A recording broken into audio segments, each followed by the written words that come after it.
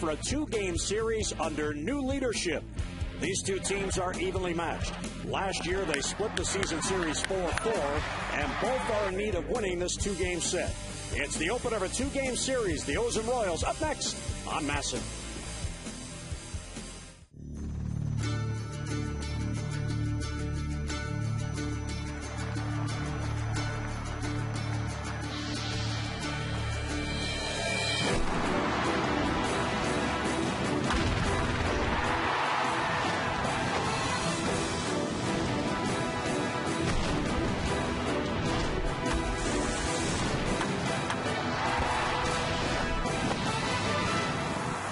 It is a damp, overcast night at Oriole Park at Camden Yards. The umbrellas are at the ready, but we will have an on-time start as the Birds welcome in the Kansas City Royals, the opener of a brief two-game series.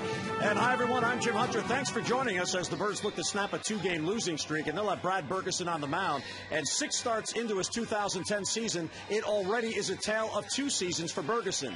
He began the year going 0-2 with a no decision in his first 3 starts, and that earned him a trip back to AAA to do a little fine-tuning. His ERA after 3 starts, 12.19. Now, over his last 3 starts since coming back, he is 3-0. His 2.33 ERA outstanding. And the big difference there, 38% ground outs in the first 3 and considerably better in the last 3. Joined by Mike Flanagan. And when you're a pitcher like Brad Bergeson who relies heavily on one pitch in your repertoire, that pitch better be working. The last 3 it is. Well, exactly right. You know, almost 70% since he's come back from going to AAA. But I think that was the difference. He was a multiple pitch pitcher early on. I think he felt he needed to throw more breaking balls, more changeups, and have more of an arsenal to get left-handers out. And what it did was created a problem. So what happened? Sent him to AAA for 11 days. He got a couple extra sidelines to work out his delivery, and when he's come back, he's pitched extremely well. And what's most encouraging is his best start of the season was his last start, and the curveball, or the sinker rather, was getting those ground balls one after another. He really has been back to his old self the last couple of starts. So you go back that sinker, and he really, when he is on, he can be a one-pitch pitcher. And there's very few of those, with the exception of Mariano Rivera, that can do that consistently. But when he's getting those ground balls, he affects both left-handers and right-handers. Now, 16 ground ball outs, when you see that type of a ratio, you know that everything is working, and in particular, the confidence of that pitch is working. Yeah, and you can see his confidence, certainly pitching at the low extreme of the strike zone throughout most of this part that he's come back from AAA. So he's been outstanding. If he stays down around the knees, look for another good one out of him tonight. As Brad Bergeson was wrapping up his warm-ups in the bullpen moments ago, you picked up on this. What might that be? Well, sometimes you get a little hot spot or a blister that can flare up almost at any time, and so it's something we'll have to keep our eye on. And you can see Dave Tremblay talking about it. They'll talk, I'm sure, the team trainer about it, and it does happen. I remember one year that Mike Mussina had one right at the end of his fingertip, and it really can affect your whole delivery. Now, what happens if all of a sudden they realize he can't grip the baseball? Well, he's going to have to come up with a couple more fingers. So the Orioles are trying to get back at it after dropping 2 games over the weekend to Cleveland, and it really goes back to the 9th inning in the game the other night when the blown save. The Orioles were trying to get on a roll, win back-to-back series. Now they're looking to just get back at it after losing back-to-back games. Well, you're right. That Saturday night game really hurt. I really do think it affected Sunday. They would have been on a nice roll. Kansas City's in town. It's a team they need to take advantage of. Now, of course, Kansas City comes into town. They have a new manager. Trey Hillman was relieved of his duties last Thursday following the game, and Ned Yost is now the manager. And Dayton Moore, the Royals general manager, had this to say: Trey Hillman, an incredible leader, very, very special person who touched the lives of many people in the Kansas City community and throughout baseball. However, the team was not winning, and a change then had to be made. The recent struggles of the baseball team require a change, and we're making a change immediately. So Ned Yost comes in, and the team is 2-1 since he took over. Well, they're going to try to change momentum. Certainly, Hillman got the dreaded vote of confidence, I think, early on, and that's when you kind of knew his days were numbered in Kansas City. So, we'll have to see if the change has any effect at all. Ned Yost has, prior managerial experience, so we'll see how it works out for the Royals. Kind of interesting how things do work in baseball sometimes. In his final 2 years in Milwaukee, he had a winning record with the Brewers, and yet he was still let go. Now he comes over to Kansas City first as a consultant and now as manager, but he seems to have that knack of being able to turn around a struggling team. Well, he's an outstanding baseball man. He was a pretty decent player in his playing days. I played against him when he was with the Brewers. You felt he was one of those guys that one day would be a major league manager. He's had success. He's also been, I think, fired in the last week of the season before the team was going to the playoffs. So he's had an interesting career, as most of us have. And we're waiting for Brad Bergeson to reappear. As he came in, we noticed something with the finger. There's Rick Kranitz and Dave Tremblay discussing what went on during that warm-up session and how this might affect Brad for the start. Well, it makes it difficult because, again, if this happens late in his warm-ups, there's nothing really you can do except, I guess, maybe go out and tell the umpires he has an injury and he might not be able to go. I'm not sure that it affects. I don't know if I've really seen this. That may be for a couple of times, so we're going to have to see how this plays out. And it is kind of amazing, as Brad Bergeson, we mentioned his trip to AAA, he leads the Orioles in wins with his 3 on the year. While the team is taking the field, we'll come back. Lineups and first pitch as the Orioles get set to take on Kansas City.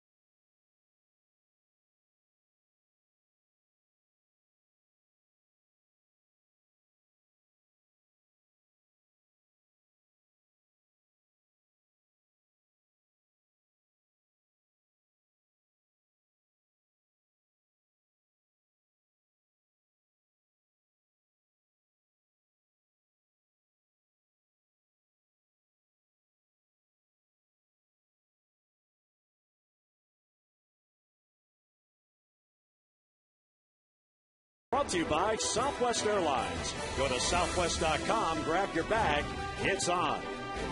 Well, it's a damp, overcast night here at Oriole Park. You see the overcast skies as the Orioles and Royals get set to play this brief 2-game series. Take a look at the Southwest Airlines starting lineups for Kansas City. Scott Podsednik, Micah Villas, and David DeJesus with Billy Butler in that cleanup spot. He loves hitting at Camden Yards, 361 with a couple of home runs. Jose Guillen will DH, Alberto Callaspo at third, Mitch Meyer in center field, Vinieski Betancourt at short, and the veteran Jason Kendall will catch and bat ninth. Let's take a look at the scouting report for Brad Bergeson. No maid service, nothing to do with the maid, but Bill Butler was a member of the Royals, hit that ball off his shin last July 30th, which really ended Brad Bergeson's season. And 4 is good. Has won 3 in a row since coming back. We'd like to make it 4. And bottoms up, really needs to pitch from the bottom of the strike zone and stay there all night long, which has been the key to his success since he's come back from an 11-day stint in Norfolk. And you see only 10 walks on the year. That certainly has helped. And we'll be watching very closely to see what that might have had, the effect of whatever it is going on with his finger early on in this game.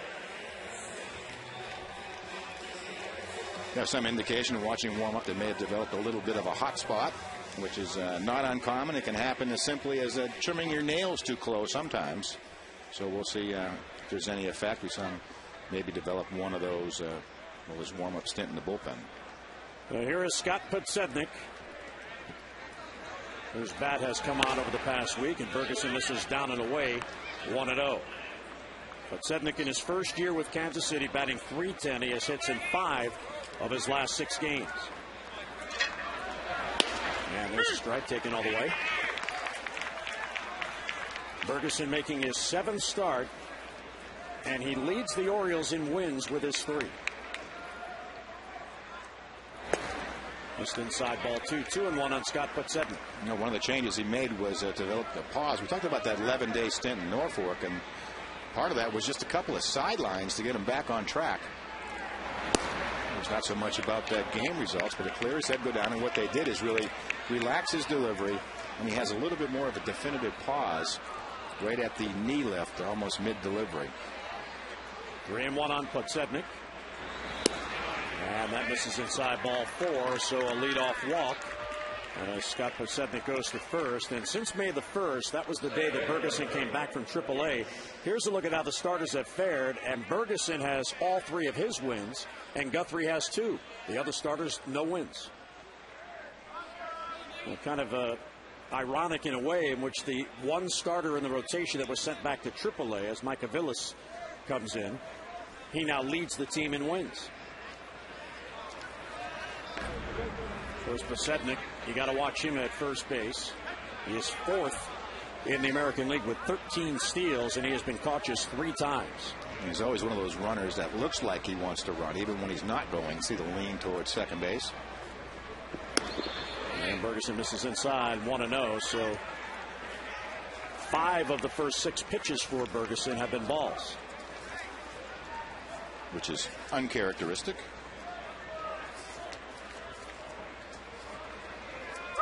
Podsednik took off. He got a huge jump. Throw to second. He is safe at second base. Excuse me. Tim Timmons said the hand got in ahead of the tag of Wigginton. Let's take a look at the aggressive takeoff. Good jump by Scott Podsednik. Sorry, it really appeared to be wasn't going to appear to be that close with the jump he had. Looks like the hand just did get in. So good call there by Timmons, not anticipating, and the hand did clearly get in ahead of the tag. 1-1 on Aviles. High fly ball to left, playable for Corey Patterson, who moves in on it and has it for the out and 1 man down. So Scott Podsednik at second base with 1 out. And you talk about proficient base stealers. Scott Podsednik has been that way throughout his career. Here it is. Look at just the 70-plus steals in a year since the year 2000. It was that big year he had in Milwaukee, and then I think he went on to the White Sox from there. And really was a big part of that White Sox offense. Well, Podsednik, an accomplished base stealer at second base with 1 down now. And here's David DeJesus.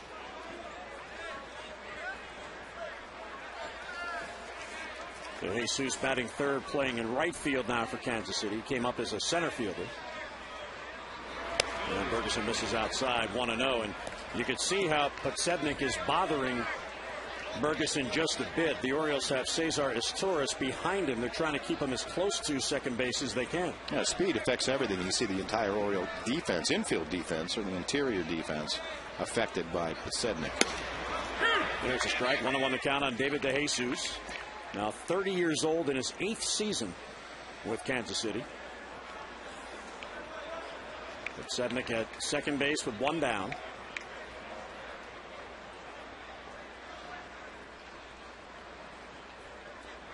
1-1 on DeJesus as Bergeson deals. Ground ball towards the hole. There's a base hit. Podsednik got a late start. He'll be held by third base coach Eddie Rodriguez as Corey Patterson runs it back in. So first and third with 1 down. And Mike, the last time Billy Butler and Bergeson got together, here's what happened. Yep, it's July 31st. Right off the shin, all the way back to the catcher, able to get Billy Butler out. They really knocked the leg out from beneath Brad Bergeson, and that was the inning ender and the season ender for Brad Bergeson down the tunnel and down into the bottom of the stairwell with Brian Ebel, the trainer of the Orioles. And then it's been kind of a long journey back. He's injured his shoulder and actually shooting a commercial in the spring. He just seemed to never get his feet on the ground until just maybe 2 weeks ago. Billy Butler's having a good year at the plate. Toss to first will chase DeJesus. David DeJesus has 2 steals. Kansas City as a club has 30, but 13 of those belong to Podsednik. As you look at the hits leaders, Billy Butler is 4th with 50 base hits already. He's among the league leaders, hitting .338 at the moment, 5th. And I'm sure if you're Brad Bergeson, I know that The guys that hit line drives off my ball, the first thing I did was get my glove up after I threw. That flashback is sort of always there. Podsebnik at third. DeJesus at first. One down. Breaking ball in there for a strike, 1-1. Of course, when Bergeson was hit on the shin, that line drive by Billy Butler, that opened the spot in the rotation for Brian Mattis to come up from Double-A. The plan last year was for Mattis to finish the year with the Bay Sox, and then he would be shut down in September. But when Bergeson was hurt, of course, there was no way that could be foreseen. It opened the door for Mattis to come up, and Mattis pitched very well and pitched himself right into the plans for this year immediately. There's Brian on the Orioles bench. A little bit low, to him on the count. Well, if he's missing, it's good to be missing low. Better to miss lower than low. Straight changeup from Bergeson. So actually, we've seen a little bit more of his assortment in this game early than maybe even the last couple of starts. I know I did the game in Minnesota, and it was really, he might have thrown 2 breaking balls, maybe a couple of changeups along the way. Hit hard but foul down the left side. I'll be back out of play. Butler has only 4 home runs on the year, but as Mike talked about, he's really doing a good job putting the ball in play. He's got hits in 6 in a row and 12 of his last 13 games. And the other thing that jumps out at you for a guy who is regarded as a power hitter, he's very consistent. He has 16 multi-hit games, which is tied for second most in the league. 2-2 on him with 1 down, runners on the corners, and again DeJesus chased back. You got to remember, Billy Butler's just turned 24. First round pick, 14th overall pick in the 04 draft. Same draft that Brad Bergeson came out of. Bergeson taken in the 4th round. 2-2 is inside, ball 3. He's always been an average hitter through the minor leagues. Butler certainly, 373 his first year in Idaho Falls, and 348 the next year, 331 in Wichita. Went back to Omaha, short stint in Kansas City at 337, and last year at 301 with 21 homers. DeJesus doesn't go. High pop, shallow right, long run in from Markakis, still coming, won't get there. There's a base hit. And Podsebnik will score, and Kansas City grabs a 1-0 lead. So right off the end of the bat, Markakis playing deep to respect the power of Butler, and he serves it in for an RBI single. Really not much you can do about that pitch, and certainly can't fault the defense. It just served out. Pretty good breaking ball. Might have been off the plate. Just really flips it out into short right field. Now Butler picks up his 23rd RBI. DeJesus the second with 1 down. And here's Jose Guillen, who takes a strike. So the leadoff walk and the stolen base has helped Kansas City manufacture a run as Podsebnik comes in to score. And Guillen was started real hot at the beginning of the year. Most of those 8 home runs. It's been real quiet over his last 25 or so games, hitting about 150. Ground ball towards short, should be 2. As Torres to Wigginton 1, back to first. There's a double play, and the inning ends. So a run on 2 hits, and 1 left. Bottom of the first coming up, Kansas City 1, and here come the Birds.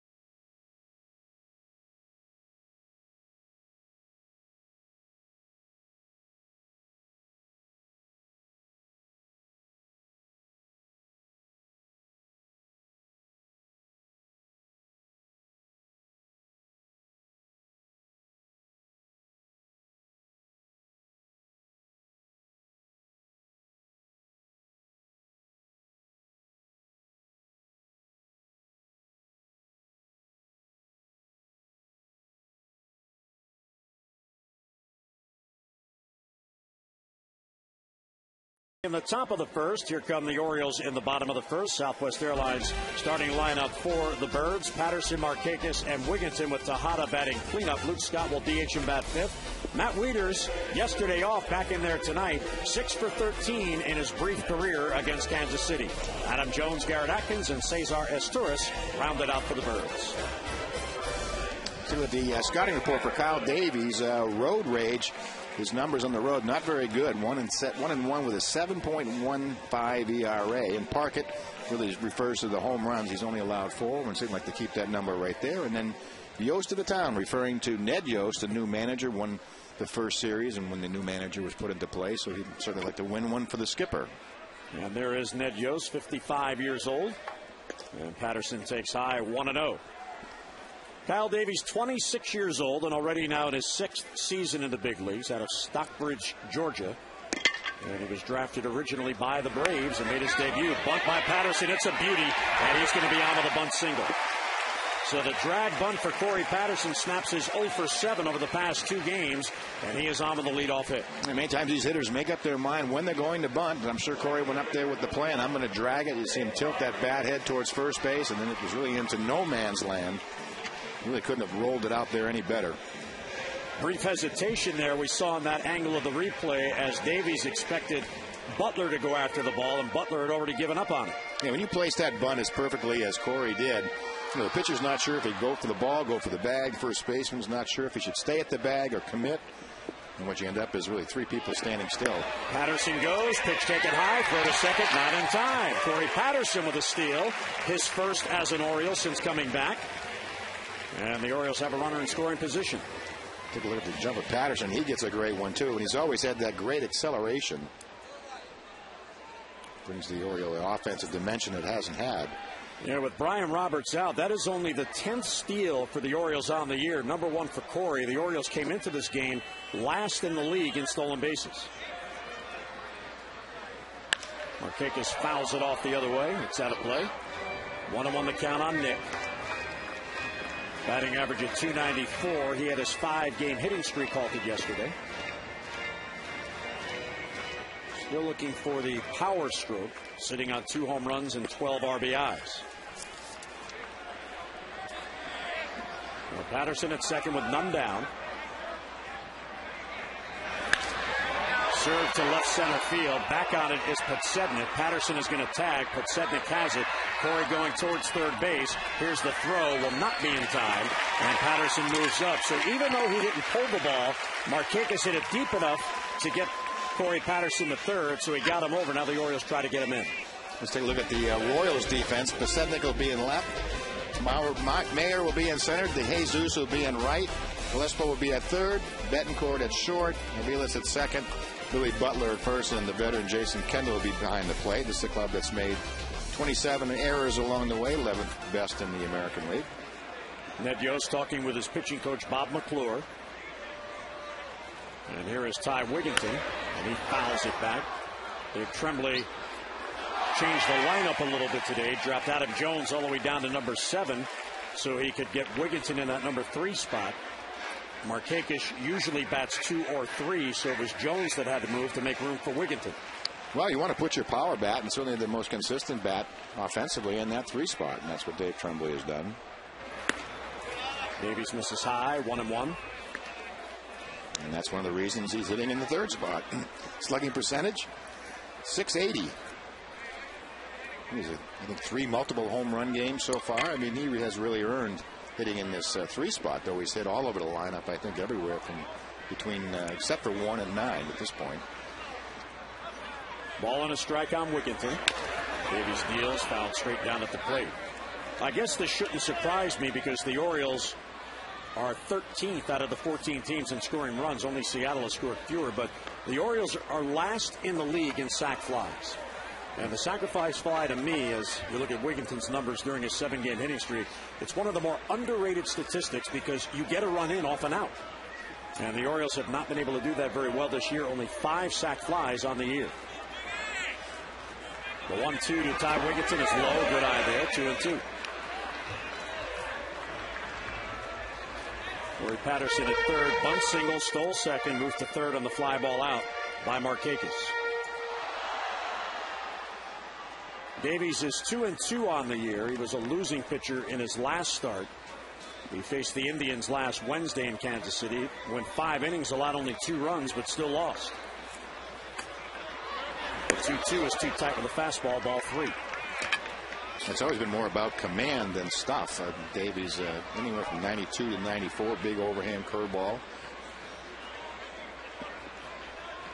A power pitcher, 6'2", about 220. Here's the payoff pitch, and he got him. Came off speed, and Wigginton swings through. Davies gets a huge out and 2 men down. Outstanding arm action on the straight changeup. He's able to take a lot off it. When you're throwing 92, 93, you can see that great shot of the circle changeup in his glove. And I didn't know his changeup could be that good.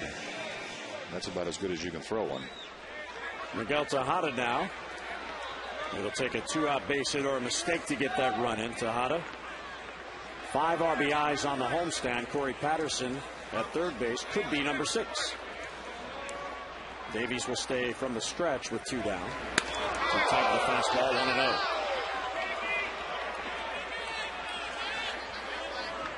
That'll clear the cobwebs. Again, 92, 94.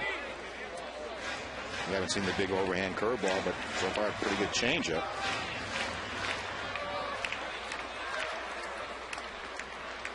Miguel, 4 home runs on the year. Slow roller towards third. Patterson coming towards the plate. Davies throws to first. It is offline. And Tejada has an infield hit and an RBI, and this game is tied. And Miguel Tejada, looking at that ball, is saying, you know what? Sometimes you're the line drive and you're out. That was a miss hit, fooled by the pitch, but put it in play perfectly. So on a bunt and an infield hit, the Orioles get a run. Well, very much a manufactured run. It's really 2 bunts. You couldn't have bunted that ball any better. And again, Davies going away from the play. Momentum carry him, can't get anything on the throw. And I just said that. I said, you know, never evens up in the game. Well, there's an even.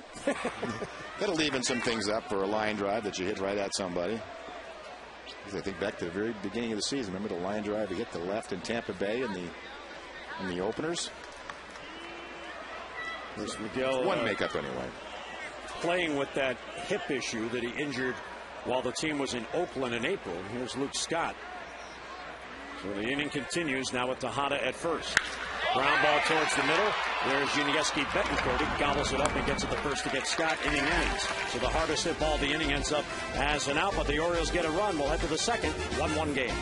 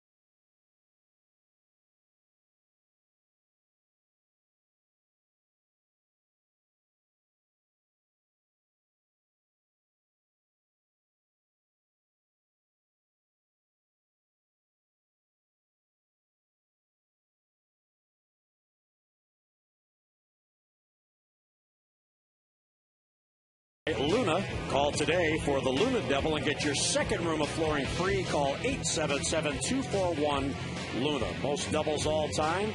Tris Speaker 792, Pete Rose, Stam Musial, Ty Cobb, Craig Biggio, and George Brett. A lot of Hall of Famers on there.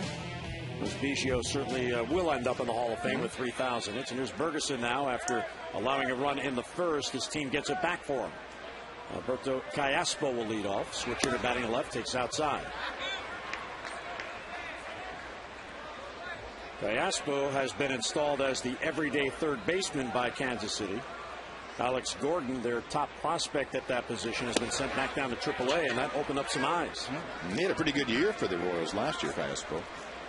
Hit 300. I was a little bit surprised by some of the numbers. 73 RBIs for him last year. 2-0 is bounced to first. Right there is Garrett Atkins. He'll get to the base unassisted. And the inning ends, so the second ground ball by Bergeson. The Orioles close out the homestand tomorrow. Kansas City's here at 7:05. You can extend your weekend with a great night of fun with friends and family here at Oriole Park. Tickets in advance start as low as $8, so get the tickets now and save. Call the Orioles 888-848-BIRD, or if you prefer, get online at Orioles.com.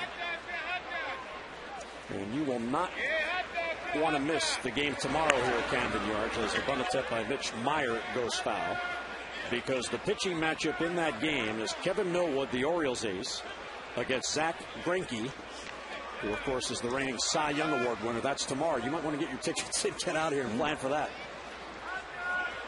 Should be fun to watch. Greinke 2.73 ERA and just one win. It's hard to believe those two guys are 1-8 if you put them together.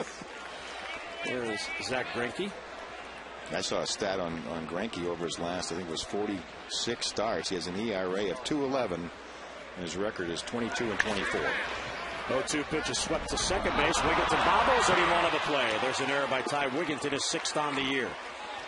That ball in between hopped him, and it went off his glove, and as he tried to grab it with the bare hand, he dropped it. Let's take a look. Another rollover grounder. Good sign for Bergeson, but Wiggy just gets it up towards the webbing of the glove and just pops out, unable to pick it up that first time, which is critical. It'll be the 23rd error on the Orioles this year. They've led to 19 unearned runs, a little bit of a high number. So Mitch Meyer out at first with one down. The Orioles had been fielding very well. They had gone 4 games without an error and had committed only 2 errors in the past 9 games before that one. As Unieski Betancourt takes a strike. Betancourt, 28 years old. He defected from Cuba in 2005. He made his way to Mexico, became a free agent, and was signed by Seattle. Line drive to left. That ball's trouble. Patterson won't get it. Back against the wall. Heading to third base is Mitch Meyer. He'll be held there. And in at second base with a double is Unieski Betancourt. So that error now looming large as Meyer, the go-ahead run, is at third. Betancourt at second with only one down. Well, Betancourt is a free swinger. This ball is about belt high. I'm not sure that's where Bergeson wanted it.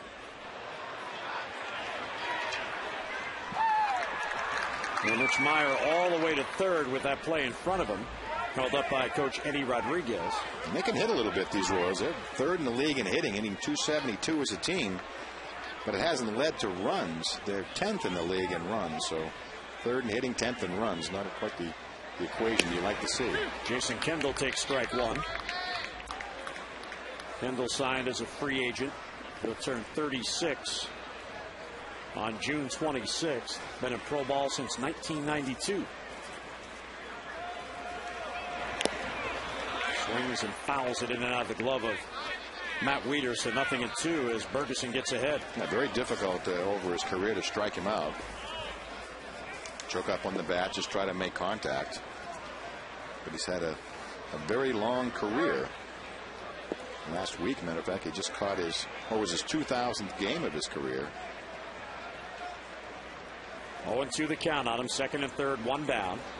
Infield back, lifted to right. Markakis shallow. Runner tags. Markakis has it. Meyer bluffs coming to the plate as Markakis fires all the way in.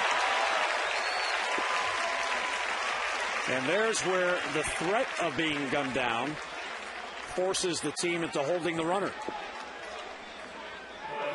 When you see players sometimes with big assist numbers, one of the reasons for that is teams don't respect the arm and they tend to run. It's the opposite with Markakis. No, it's actually harder to get assists as you go along in your career if you can throw well.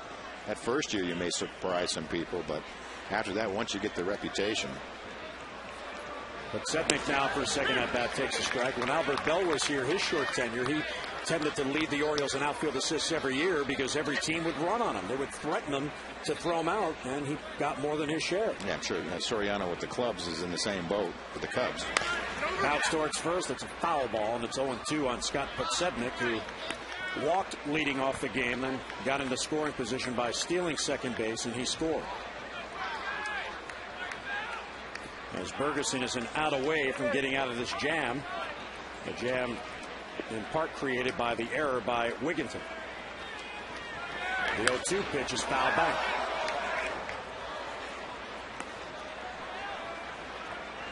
Wigginton's 6th error on the year. Well, Podsednik had big numbers with runners in scoring position. That usually the norm for a leadoff hitter. 366 with runners in scoring position. And Bergeson just is called for a balk by balking Bob Davidson.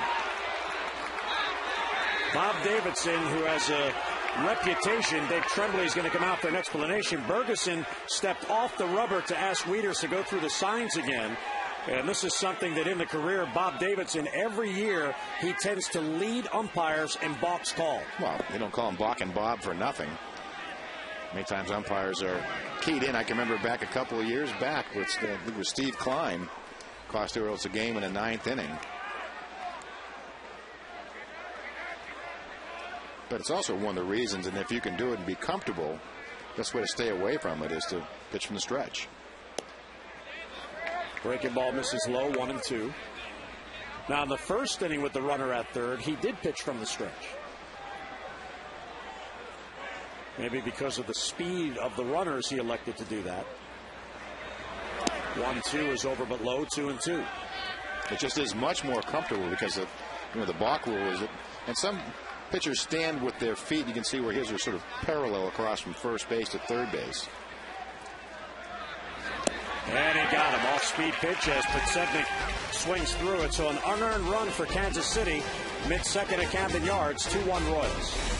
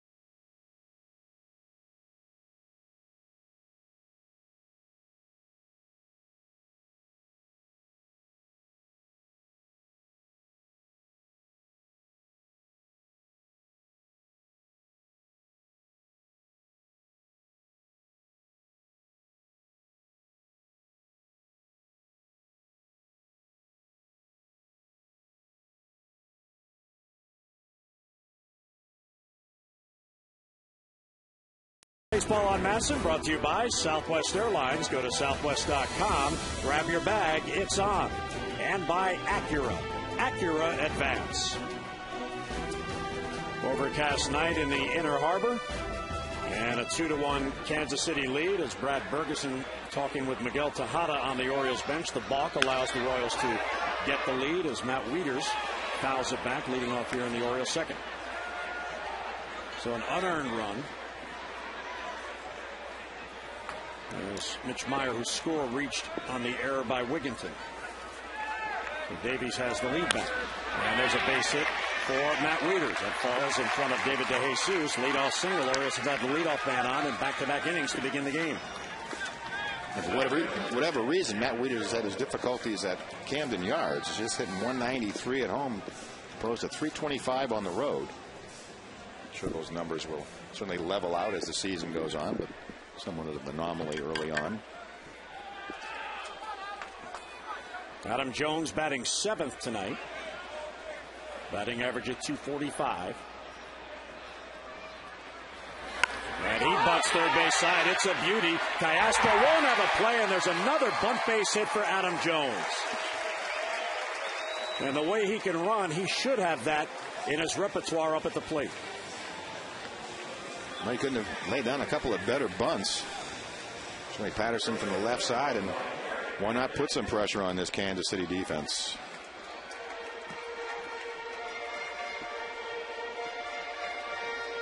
So 17 hits this month, and that's his 16th single in the month. The one extra base hit is a triple. And here is Garrett Atkins, who was a big topic of conversation as Dave Tremblay met with the media before the game. Davies misses high, 1-0. And wouldn't you know it, the spot in the order that comes up where you might say here's a perfect spot for a sacrifice as the rain begins here at Camden Yards. It's a guy that you're trying to get going at the plate. A guy that you signed to be a run producer. Swings through it, 1 on the count. Atkins has just 1 RBI over the past 19 games. Wieters at second, Jones at first, with none down.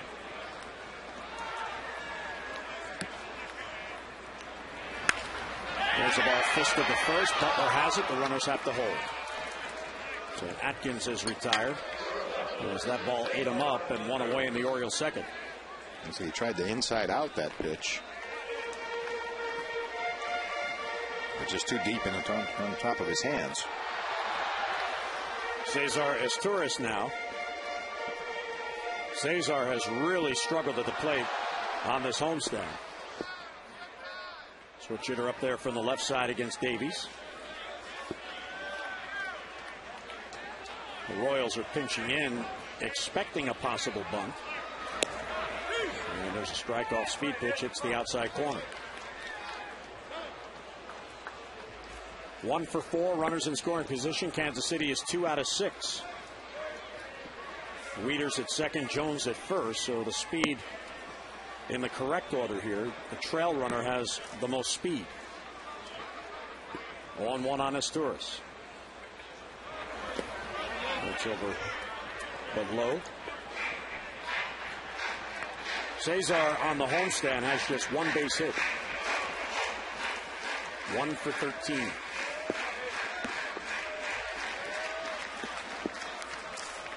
Which the Orioles as a team batting .250. That is 9th best in the 14-team American League. Outside ball 2. Yeah, on the year, the Royals have scored 155 runs. The Orioles 130. Only Seattle has scored fewer runs in the American League, and they only have 9 fewer than the Orioles do. 2-1 on Cesar Esteuris. 2 on, 1 down. Good cut, and he fouled it straight back. 2-2. It's like so far Davies, who has good stuff. We've talked about it a lot already. That last fastball, 92, but fastball relatively straight.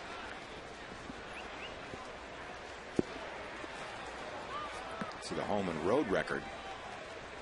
It's a little bit of a maybe unfair. The 7.15 ERA on the road had 1 outing where he gave up 9 runs against the Rangers, and that'll certainly jack your ERA up rather quickly. As a matter of fact, last year he had one of the lowest road ERAs. I think it was 2.66 in all of baseball. So he's what they used to call the old road dog.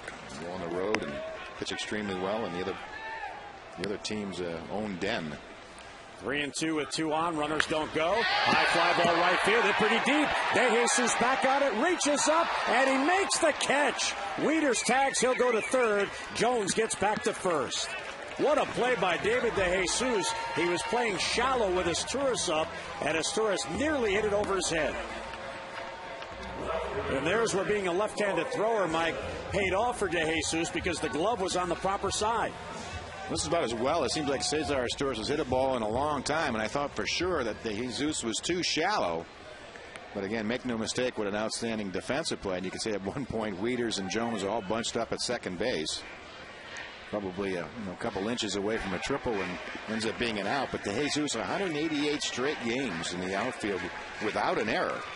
That is the all-time Kansas City Royal record for errorless, consecutive errorless games. And actually, Mitch Mayer in center field has one going as well. So pretty good center and right field combination. Corey Patterson swings through it 0-1. Corey led off the Oriole bottom of the first with a bunt single, and as we saw the runners, Wieters at third and Jones at first, you see Alberto Callaspo at third base. He's in on the grass, so he has that bunt single on his mind, and he's trying to take any thoughts away from Patterson, bunting with 2 down. For the first, Jones gets back. The Orioles have 2 bunt singles in this game, and they have an infield hit by Miguel Tejada, which for all intents and purposes was a swinging bunt. Absolutely. Davies trying to get out of it. It was 2 on and none down. Now 2 on with 2 down.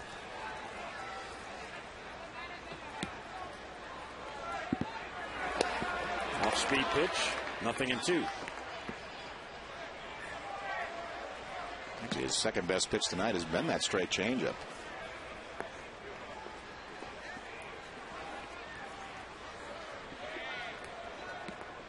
So Patterson now no balls and 2 strikes with Wieters the tying run at third. Jones the potential go-ahead run at first. A look to third, a look back to first. Fans want a balk. Buck and Bob had his eye on it.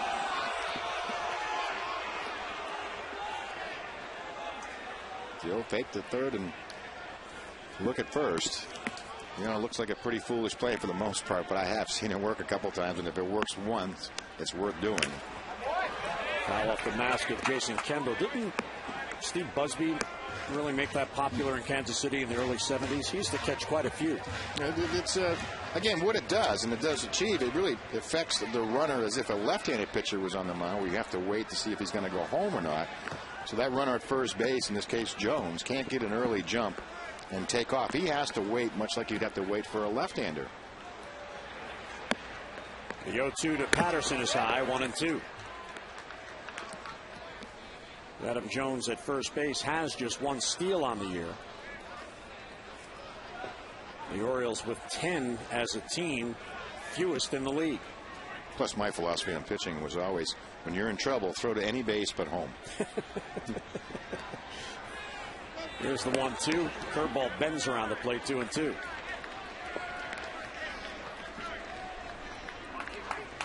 Well, that's actually a very good philosophy, because if you think about it, if a ball's put in play, 3 things can happen, and 2 are bad for a pitcher. Well, and most things, if you were me, were pretty bad most of the time. I always said I was never nervous when I had the ball in my hand, but when I was let it go, I was scared to death. 2-2 on Patterson. Jones runs, swinging a high pop-up, shallow right. Aviles, the second baseman, is out there, and he has it for the out, so Kyle Davies works out of it. 2 hits to begin the inning, 2 left. We play 2 at Camden Yards, and a 2-1 Kansas City lead.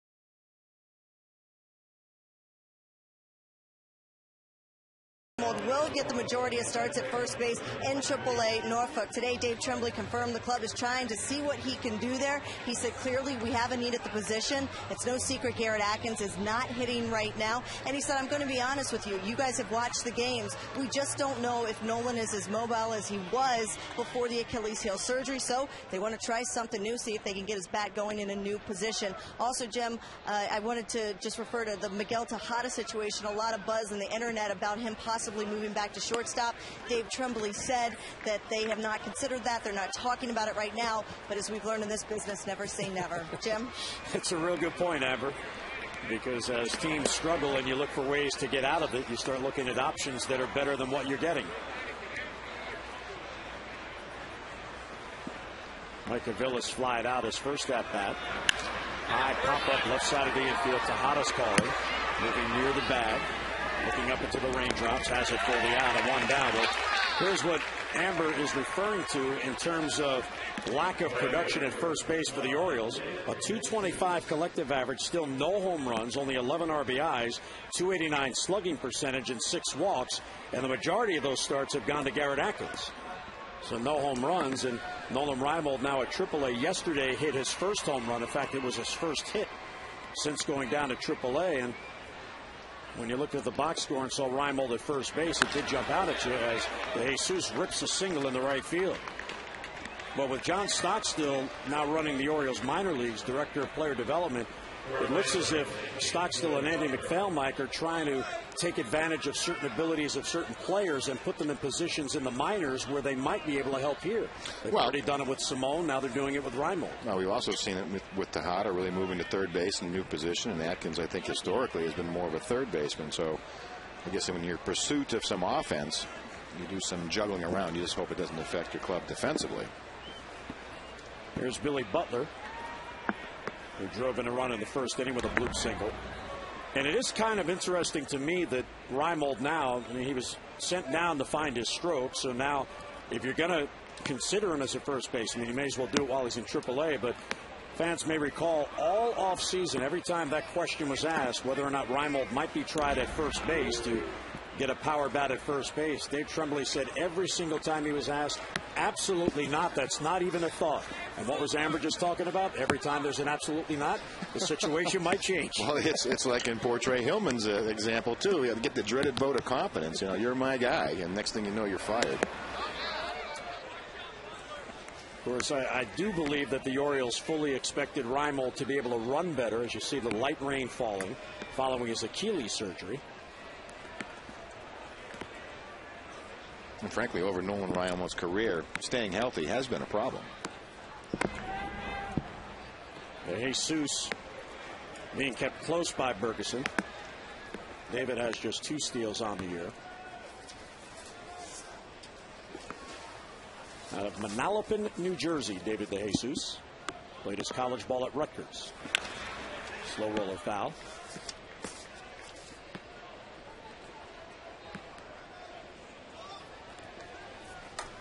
Billy Butler with his first inning bloop single now has a 7-game hitting streak.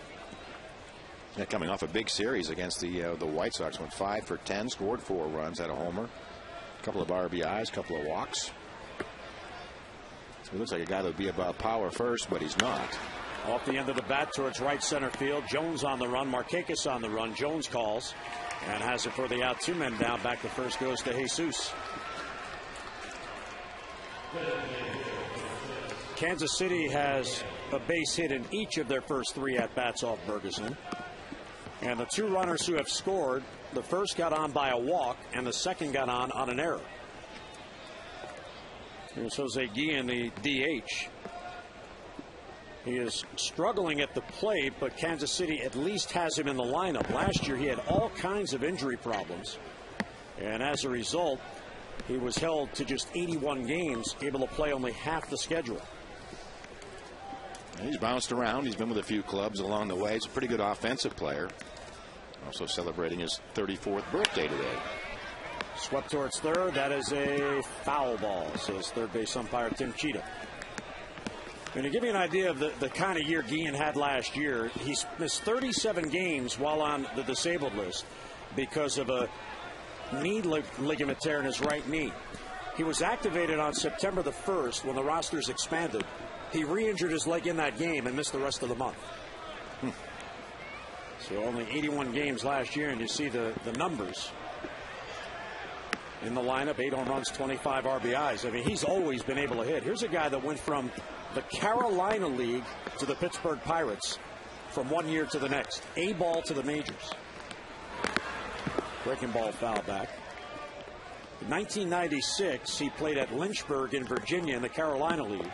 And then in 1997, he started for the Pirates. It's a pretty good jump. Pretty good jump.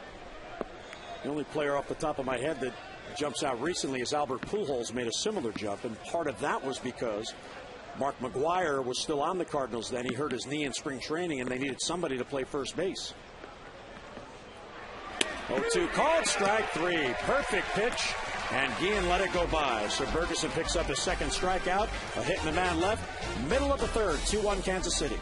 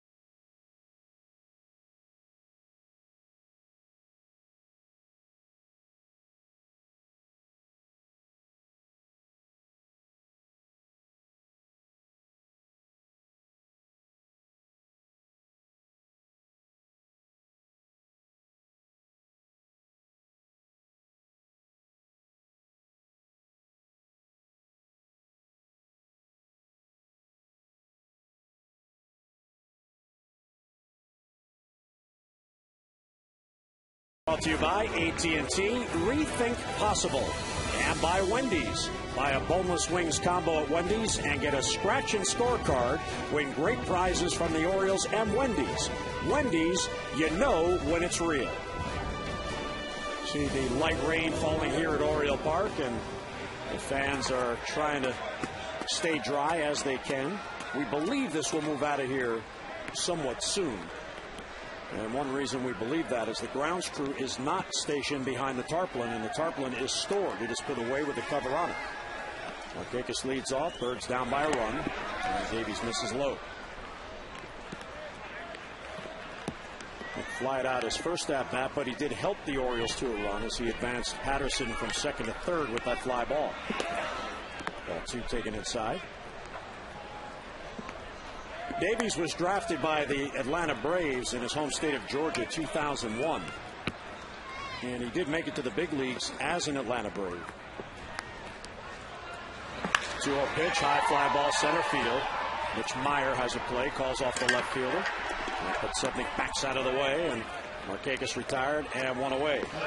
Well, time now for the AT&T Mobility Trivia question. Let's see what the crew has for us tonight. Name the 2 teams that have won the World Series after switching managers in midseason. I think the Yankees are one. The Billy Martin, Bob Lemon first year. thing that jumps out at me, too. The Yankees would maybe won. Now, last year, Jim Tracy got Colorado to the playoffs, but they didn't win the World Series. So it can't be him.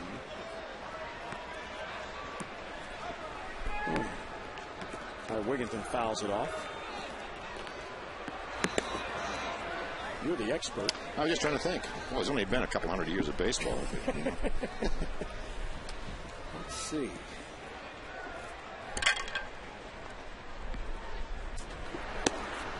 See who won the World Series in this decade.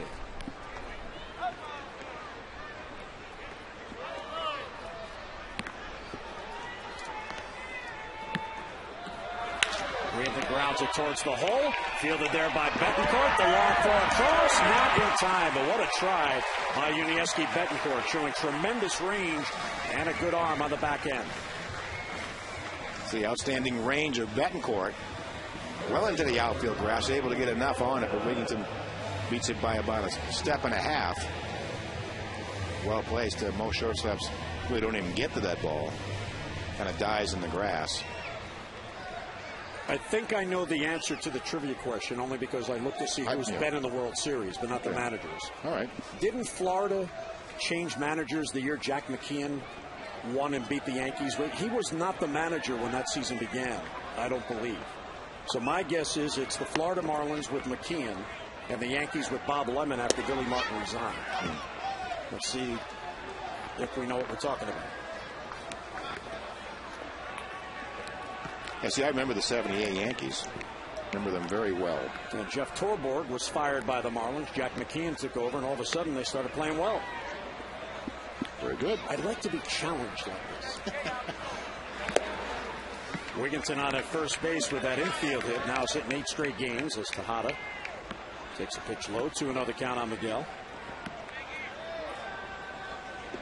Kyle Davies has not walked a batter. He has allowed a base hit in each inning, so each pitcher has allowed hits in each at-bat by the opposition here tonight. Ground ball towards the middle. Betancourt, diving stop, flip with the glove out there, back to first, beyond first base, but Tejada will have to stay. Miguel with the hands going up saying, what do I have to do? It seems all the great defensive plays, or many of them anyway, come off a ball hit by Tejada. We've already seen Betancourt go in the hole. This one's right up the middle, and there he is. Takes that straight across angle. And really all that had to do to execute the play was make an accurate throw to first by Aviles. It just pulls that throw well offline. If that throw is on the target, he's probably out at first, is Tejada. But instead, the inning will continue, and Miguel can't believe it. Hitting the ball too hard, Miggy. Well, he shouldn't complain too much. He has a swinging bunt his first at-bat. Here's Luke Scott. Takes low 1-0. That flip by Betancourt, the players do in fact practice. They don't practice the flip with the glove while diving during BP, but during BP, if you watch the teams take batting practice and the fielders working on their fielding, they do work on that, because there are times where you either flip the ball with the glove like that or you don't make a play. That certainly saves time and become very adept. A lot of first basemen are pretty good at that flip to the pitcher. One of the best as an Oriole since I've been here was Roberto Alomar at second base. He could do that with the best of them. There was not much that Robbie Alomar couldn't do. He really changed the game. Double plays have been turned really the traditional way. Now they use that backhanded flip to second base, which we really didn't see before Alomar. They would always pivot and do an underarm sort of throw. Scott fouls it off. You saw the numbers of Luke Scott hitting at home.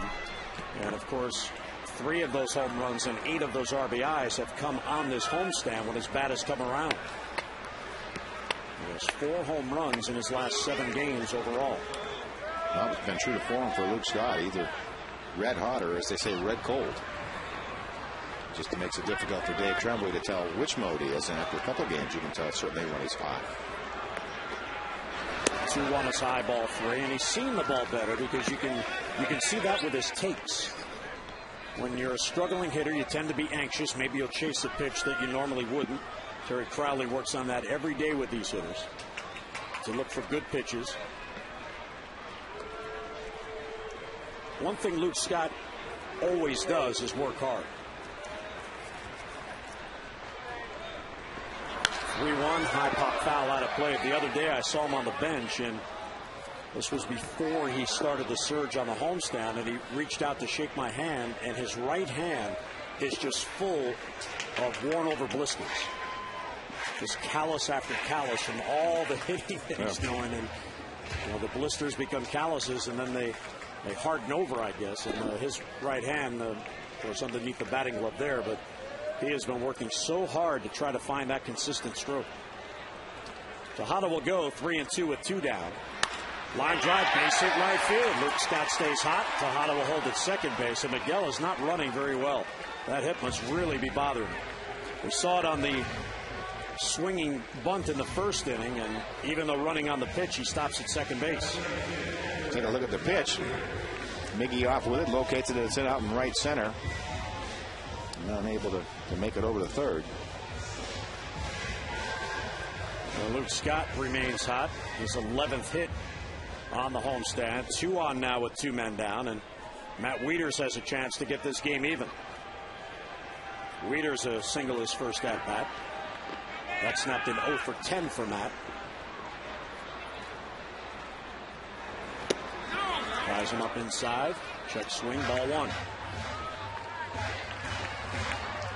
Wieters yesterday got the full day off. Craig Tatum caught day game after night game. But even in the games in which Wieters has not started, he has almost always been in there at some point during the game.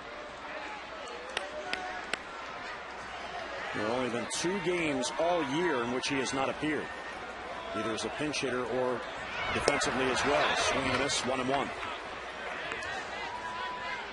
Pretty good cut by Wieters on that breaking ball. And neither pitcher has sailed along in this, not nearly a 1-2-3 inning in sight. Davies has 1 strikeout. That was of Wigginton in the first inning. Neither has been in the windup very long. Taking first strike, 1 and 2 on Wieters. The Orioles have had 2 hits in each of their first 3 at-bats. 6 hits overall in the game so far. Kansas City has had at least 1 hit in each of its 3 at-bats. 50 pitches already working here in the 3rd inning. Ball and 2 strikes on Wieters. High fly ball to left towards the line. Here comes Podsednik. Still coming. Reaches up and makes the catch in foul territory as that ball is slicing away. 2 hits and 2 left. We played 3, 2-1 Kansas City.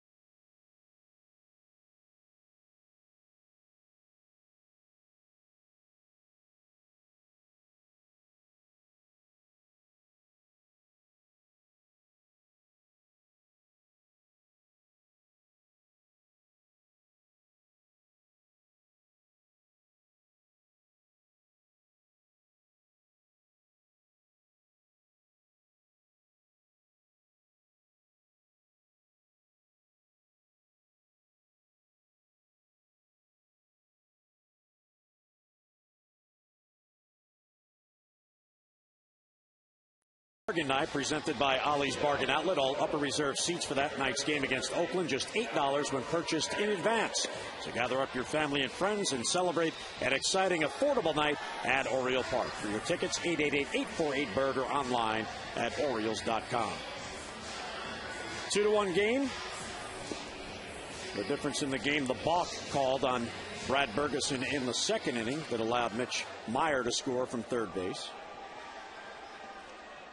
They'll go to work here on Alberto Callaspo. Mitch Meyer and Yuniesky Bentoncourt will follow in the Kansas City 4th. Have you noticed any effects that finger issue warming up might have had for Bergeson? I have not. And many times when you have that irritation, you're checking it a lot. You're looking at it and it feels hot. I really haven't seen him do that. I've seen him sort of wiggle his fingers on a few occasions. Like that there. And I've actually seen a pitcher crack a nail super glue it closed for the rest of the ball game. That's very effective. 2-1 the count.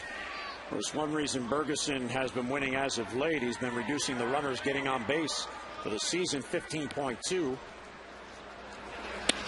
There's a strike. Then in his first 3 starts, in which he was 0-2, 24.4 base runners for 9 innings. But look at Mike, the last 3, 10.3. Phil Hughes of the Yankees, 8.3, has the best ratio in the league, and he's 5-0. Ground ball to second. Carrasco's out, 1 away. I mean, it's a pretty obvious number, but when you think about it, if they don't get on, they can't score, and if they don't score, you got a good chance to win. Well, it's like trying to prove an equation. You know, I mean, just going back the other way and say, hey, when he has all kinds of runners all over the bases, an indication of how poorly he was pitching and how out of sync he was. And the other side, I think, is more like the expectation of what he can do. Rich Meyer fouls it off of Matt Wieters. Well, tonight he has allowed 5 base runners, and Kansas City has had 6, 1 reaching on an error. As he works here in the 4th inning. Bergeson 10-7 in his career, and 9 of those 10 wins have been here at Oriole Park. He is 9-2 at Camden Yards. But his only road win in his career did come this year, and that was 2 starts ago, May the 6th in Minnesota, when he won that game 2-0. Yeah, outstanding effort. Pop up wide at third. Tejada over, hoping for a play near the stands, and it curves back to him. He's got it for the out. 2 down. The first time tonight, the first 2 batters in the inning have been retired by Bergeson, as Tejada stayed with that and hauled it in for the out. So Miggy standing right, takes a look over to judge where that part of that wall juts out. I think Miggy's adapted pretty well to third base. A lot of different responsibilities than shortstop. Yuniesky Betancourt takes a strike.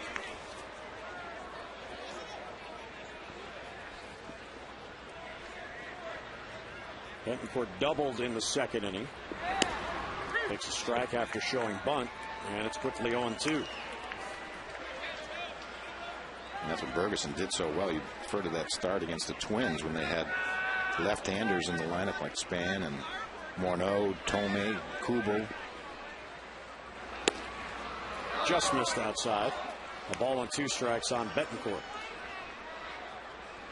9-2 at home in his career, 1-5 on the road. 1-2 is outside, 2-2.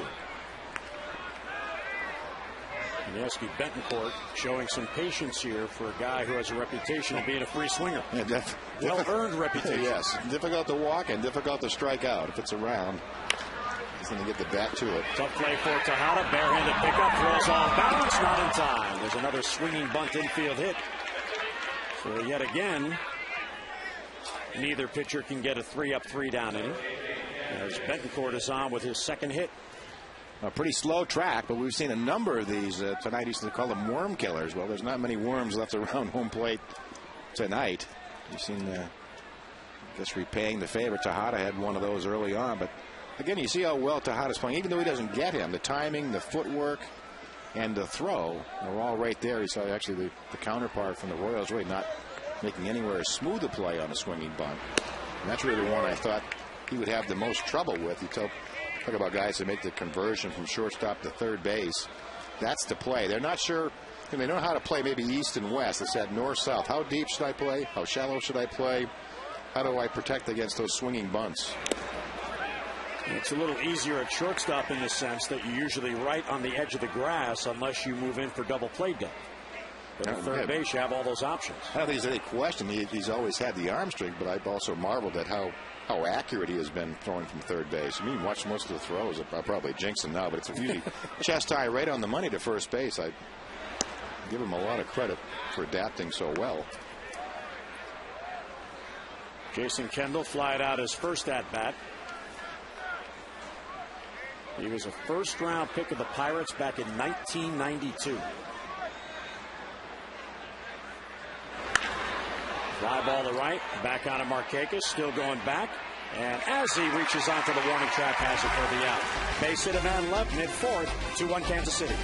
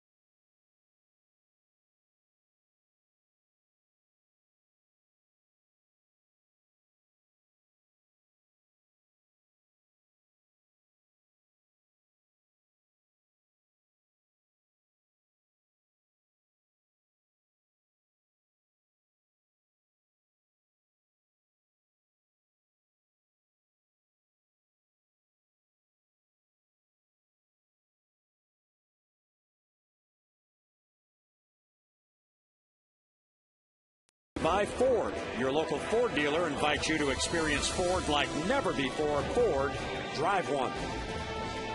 Light rain at Camden Yards as the Orioles and Royals battle it out, and Brad Bergeson on the bench. He still talking about the finger.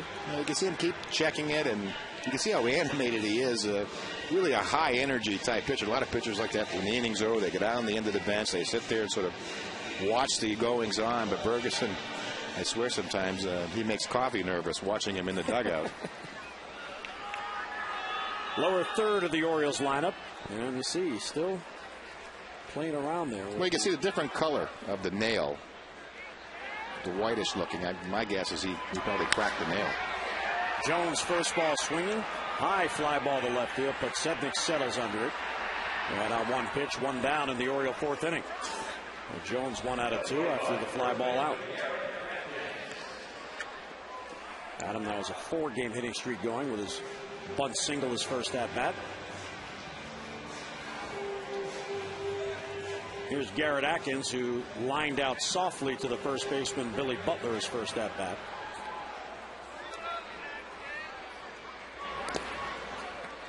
Atkins has that style of hitting, Mike, in which as he's awaiting the pitch, he's in the bucket, he's wide open, and then he'll close. Maybe he's not closing enough. Maybe he's off balance because of that. You see how wide open he is as he anticipates the pitch. Takes that one high, 2-0. Yeah, but you see what the first move is really he'll turn that left leg towards the plate.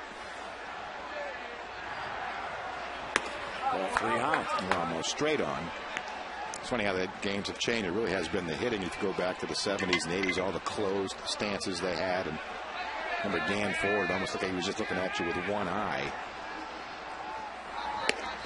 Strike taken, 3-1. You see the players today, what they like to do is to really get both eyes focused on the pitchers. If we go back again to the 60s, 70s, and 80s, it almost seemed like they're peering out with one eye. It just depends, I guess, what's your dominant eye. 3-1, skied. Shallow left center field. Center fielder Mitch Meyer calls. 2 down in the Oriole fourth inning. Don't forget about Thursday, May 27th. It is Kids Night. Every Thursday home game this season, kids 10 and under can receive a free upper reserve seat when accompanied by a paying adult. Up to 2 free kids tickets per adult. So gather up the family, enjoy an exciting, affordable night at Oriole Park. For all the details, 888-848-BIRD, or just get online, Orioles.com.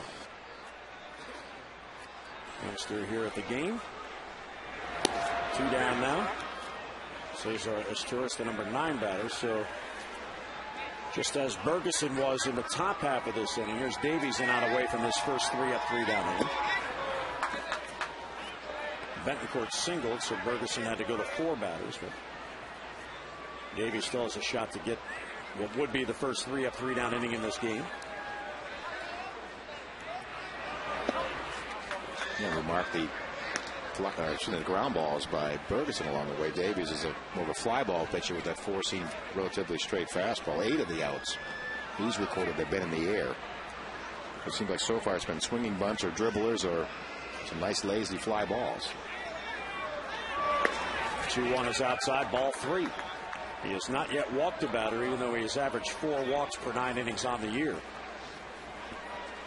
Yeah, 36 and 46 over his career. Part of the problem, as you state, has been rather high walks. Foul back, that'll be in the crowd. Full count on Cesar Estores. Pitched most of the game, 91-92.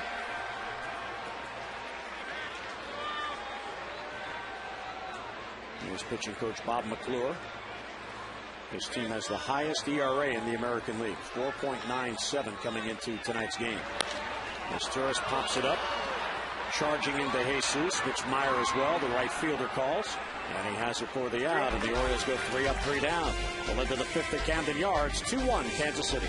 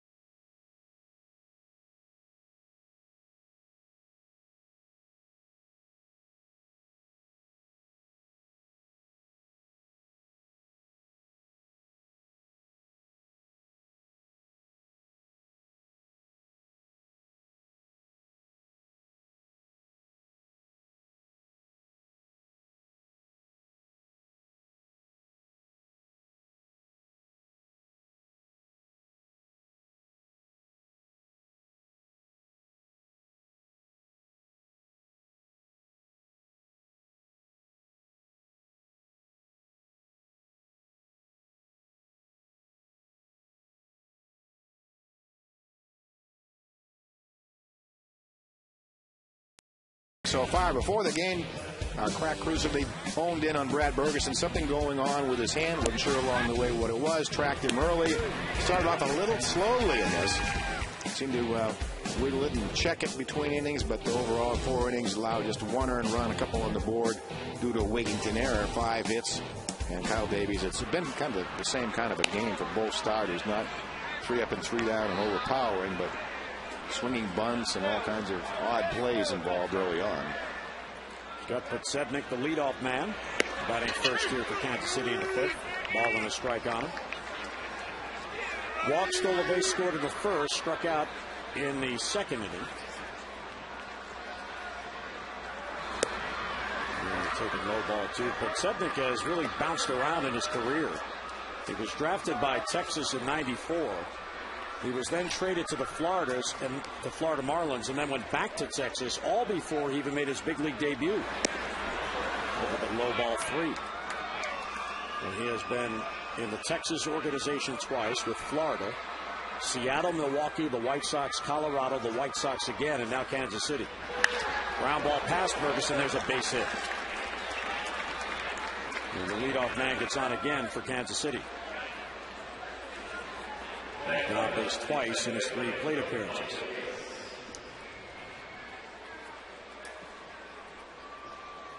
So now the stolen base possibility comes into play again.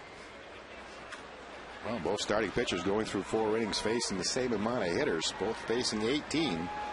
It's really dead even everywhere but on the scoreboard. Micah Villas now. Let's see if Ned Yosas, the number 2 hitter to bunt. He's 0 for 2 on the night. For the first, no indication given by Villas. Now, in contrast to the Orioles, who have sacrificed the fewest in the American League. Kansas City's on the opposite end of that. They do play for runs, and he does show bunt and he pops it foul. The Royals came into this game with 15 sacrifice bunts, second most in the American League. I know Pasednik has 7 of those. But the other thing, and I still think my stats may be incorrect, against right-handed pitching so far, Avila's coming into today was 17 for 32, 531. So go ahead and bunt. I'll take the out. That was Earl Weaver's philosophy. You want to bunt? Go ahead. We'll take the out. You give us all you can, and we'll try to make the most of ours. You can see he's throwing base leaders. Now tied for third with his 14th steal in the first inning. Doesn't go. Fouled off down the right side. That'll be back in the stands. 0-2 the count on Mike Aviles. He was from Middletown, New York, and played at that baseball factory, Concordia College.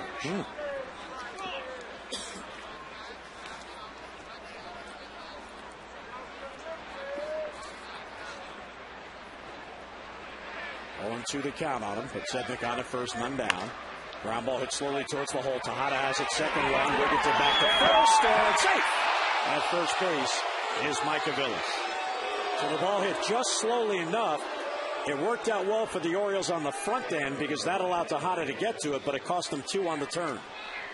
Let's take a look. Just the webbing of Miggy's glove. A little bit of a low throw. And Wigginton not able to get a lot on that throw because of it. Had to back up and lose some momentum. Still a pretty close play. I'll tell you what, you have to be impressed with the way Wigginton has made the pivot at second base since he's been playing there regularly. He really hangs in there. Of course, I don't think anyone's going to knock him over. He's so strong, but he still has the presence of mind to hang in there so he can get a good true throw off the first base. Took that feed perfectly from Tejada.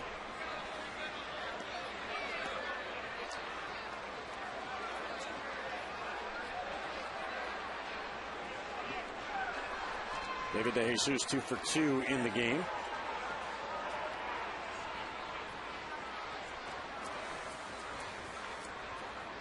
Runner goes, pitches, take it for a strike, for the second, and out at second base is Mike Aviles. Wieters gets his man this time, so 2 down, and the base is now empty. I tell you, what a great throw. Again, look at this jump. He's got 2 or 3 steps easy before Bergeson delivers to the plate. I was thinking to myself, no way. And actually, it's not even that close. That was a great jump, but a better throw by Wieters. Really made up the difference. I think that's why you're seeing a lot of clubs not running against the Orioles. It's not so much their pitching staff. Many times the catcher will put the blame on the pitchers that they're slow to the plate, don't give me a chance. Wieters has been making up for some differences. Jeff Datz helps Matt Wieters with his work behind the plate. Of course, he was a closer, too, in college. That one in the dirt, 2-1. Kind of one of the more amazing things I've seen is see Wieters catch 8 innings and then go out and close the 9th out of it. Maybe that's something we should think about.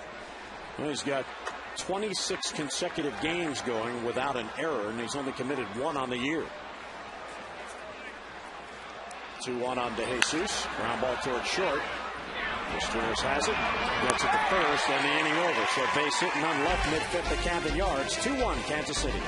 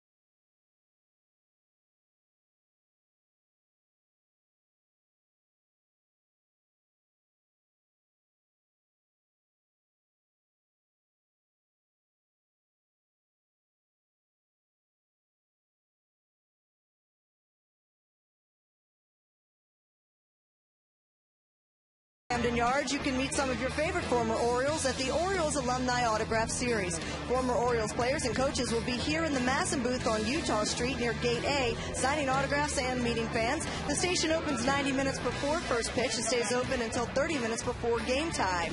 New former Orioles will appear at every game. Tonight's Orioles alumni were Larry Sheets, Dick Hall, and Dave Boswell. So come out to Oriole Park this season on Mondays and Thursdays and relive some of your favorite Orioles memories. For more details, call the Orioles at 888-848-BIRD or visit Orioles.com. Jim? All right, Amber, thank you very much. And Larry Sheets joined Tom and Rick on those extra before the game. Larry, real good guy and loves talking baseball. Guy you hung out with a time or two. Oh, yeah. Kyle Davies has a lead of 2-1 as he goes to work here in the bottom of the fifth. Corey Patterson will lead off, then Markakis and Ty Wigginton. Shows bunt takes it outside, and again the Royals are so concerned with Corey Patterson that both corner infielders are in on the grass, which of course gives Corey an edge because if he can slap a ground ball, he could get it by either. Davies misses away, 2-0. The thing is, he's more likely to drag than to push one towards third base. It's almost the position of the first baseman really doesn't matter. When you drag one, you actually try to drag it almost directly to where the second baseman plays, but yet in on the grass. 1 out of 2 on the night. It's high ball 3.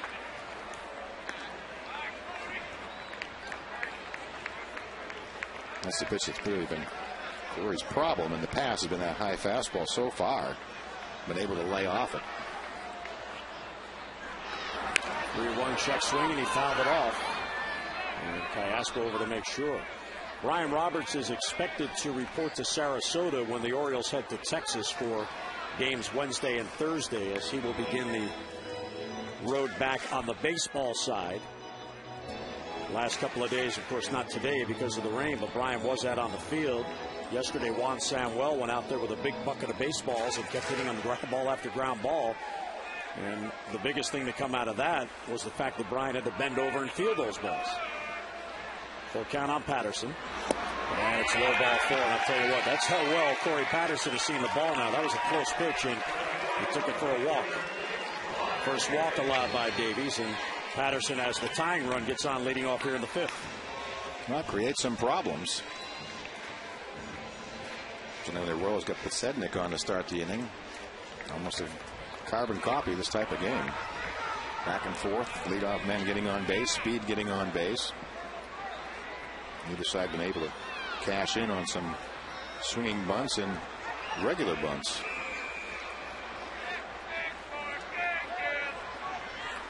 Patterson did steal a base in the first inning, his first as an Oriole. And he will draw a lot of attention from Kyle Davies. That steal of Patterson, the 5th against Davies, and the Royals have been able to catch 2 with him on the mound.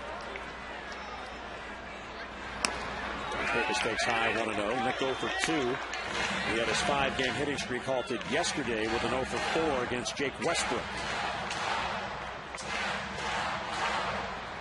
What the Orioles are looking for in Markakis is the run production to increase.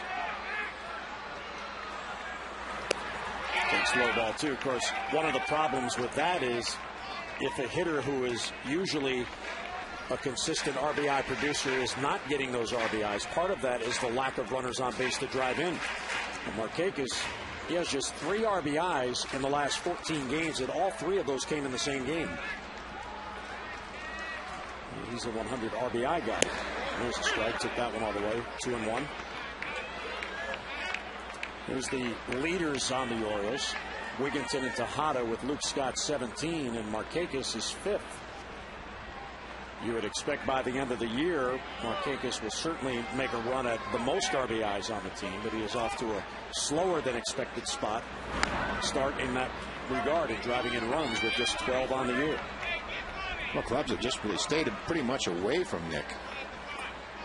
Pitched him away and pretty much played him away, and he's been pretty patient at the plate. Not forcing the game, not forcing the power.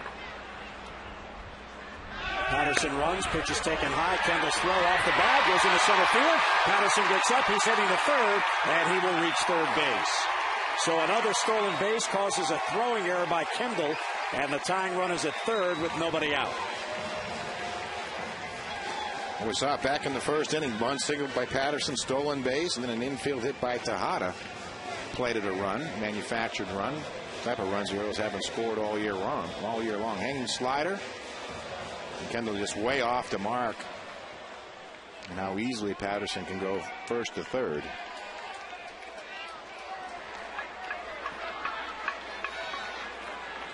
Kansas City in the fifth inning plays the infield back. 3-1 on Markakis. Fouls it back 3-2. Nick letting it go there. And the odds are certainly in the Orioles' favor. You can see the Royals playing their infield back really all the way around the field. Be pretty unlucky not to be able to score this run. Patterson with the 2 steals. It's the first time this year that an Oriole has had 2 stolen bases in one game. 3-2 on Markakis. Line drive right field. Another ball to Jesus. Diving catch. Patterson went back to the base and will not be able to score. Unbelievable. That is a base running mistake by Corey Patterson. On a ball hit like that, you have to tag, because if it's a base hit, you're going to score easily anyway. Yeah, man, De Jesus, again, outstanding defensive play. I'm not sure he didn't hurt himself on this play. Not sure shoulder, but you can see Patterson, he's not sure. It ends up in no man's land by the time he realized he caught it. Goes back to tag, but it's too late. I guess the good news is it's only the first out of the inning. Well, and you talk about why are you not driving in runs? There's one of the reasons. There's one that got away. See Dave Trumbull going, well, the inning's not over yet, but that's not the way it was scripted. As Wigginton takes inside. Again, much like Markakis, De Jesus, who probably doesn't throw as well as Nick does, but I think he's got that all-time record, 188 straight without an error. Wigginton 1 out of 2. There's a strike. 1-1. And Davies trying to pitch out of it here as the error has allowed Patterson to reach third base.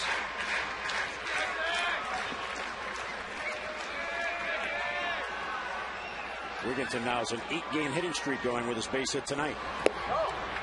Good take there. Misses outside. 2-1. You're right. Good take. Best breaking ball Davies has thrown. So he's trying to maybe pitch his way out of this one. Look pretty dim.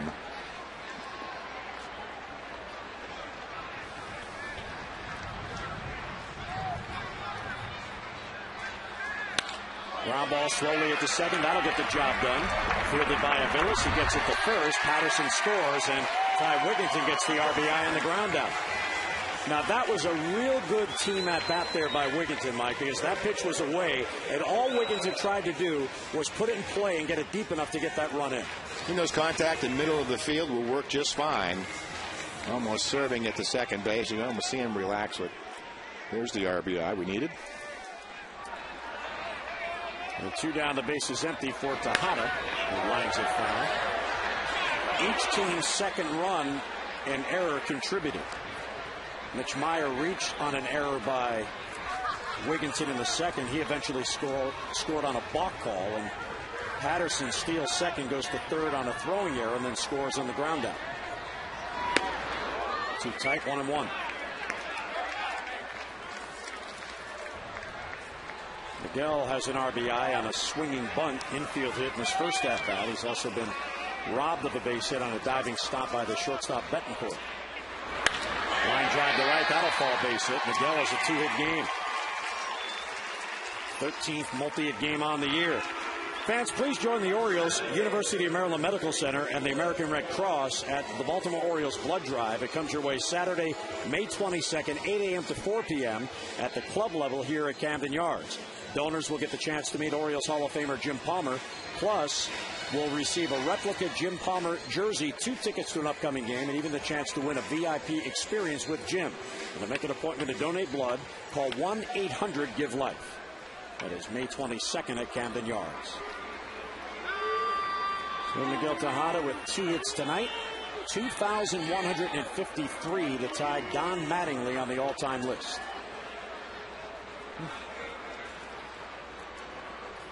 He now has 39 base hits on the year. Markakis began the night with 42 to lead the club.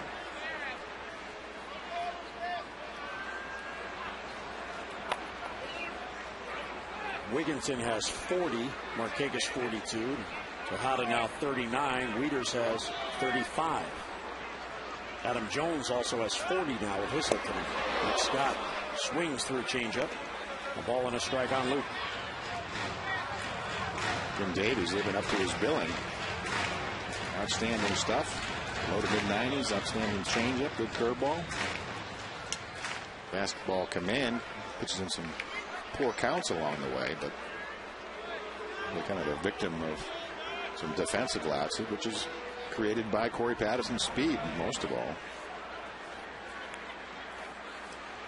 Well, here are the Orioles involved in another one of these low-scoring games. I showed you earlier they are 1-17 when scoring 2 runs or less. This game tied at 2-2. Breaking ball for a strike on the outside corner, 1-2. I'm not sure if Luke didn't like the call or he was fooled by the pitch. Probably saying I could get that on the black. That's a quality curveball there. He's not supposed to throw that 1-1. Come on, Bob.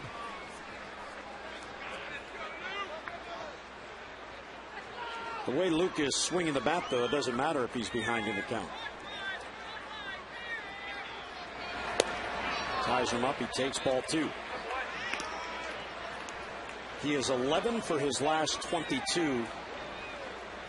500 batting average on this homestand.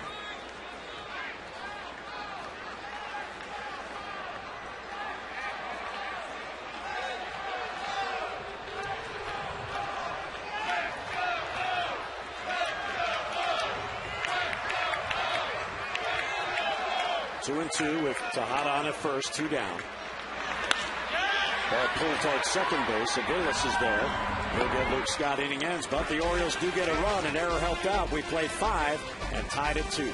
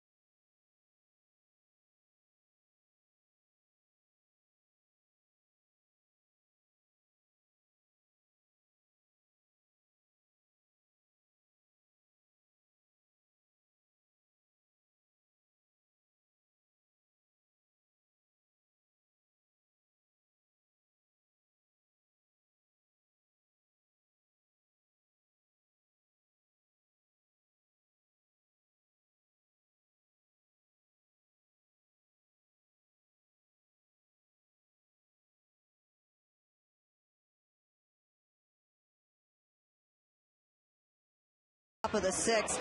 Billy Butler is one of 6 Royals on the roster right now with a career average against the Orioles over 300. And he told me it's because compared to Kauffman Stadium, which is considered a pretty big park, he just loves hitting at Camden Yards. He sees the ball well here. And he said also knowing that he has had past success here plays a small part in that as well. And he also told me about the managerial change that the team has gone through. One thing that the players have appreciated is that Ned Yost hasn't changed the lineup very much. He likes people like Scott Pasednik ahead of him in the lineup. He feels like it gives him a chance to get some RBIs, and we saw that early in the game.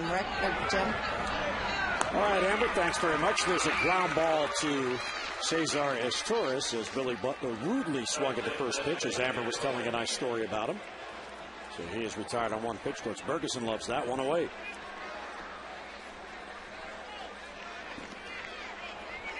And that'll bring up Jose Guillen.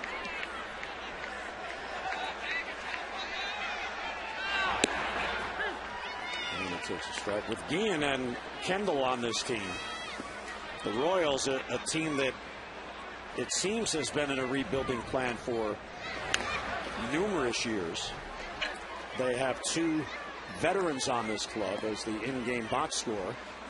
Sedmick helped manufacture a run in his first at-bat, and Mitch Myers scored on that balk call. But Guillen's been in pro ball since '93. He's 34 years old. I told his birthday's today. There's a slow roller towards third. Another tough chance for Tejada. And there's another infield hit.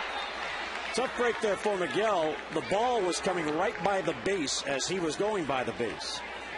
And either you get that in your hand, then it's an out, or it's a base hit. Well, this may be an early birthday present. See, heading for the bag, looked like it was going to be a fair ball. Not much Tejada can do. See, a little pop-up hits the heel of his hand. So Kansas City continues this stretch against Bergeson with at least one base hit in every inning. Guillen is on. He's 1 out of 3. Here's Alberto Callaspo. Line drive towards the gap, right center field. Marquez on the run, won't get it. That's down for a base hit, and that gets all the way to the wall. Guillen is chugging a third. It'll be held there by Eddie Rodriguez. And there is a double for Callaspo, and here come the Royals. The swinging bunt got them started. Second and third, only one down. Perfectly placed between Jones and Marquez. He finally gets a ball up in the zone. You can see it hanging, a hanging breaking ball. A pitch he really has stayed away from. And drills it into right center field.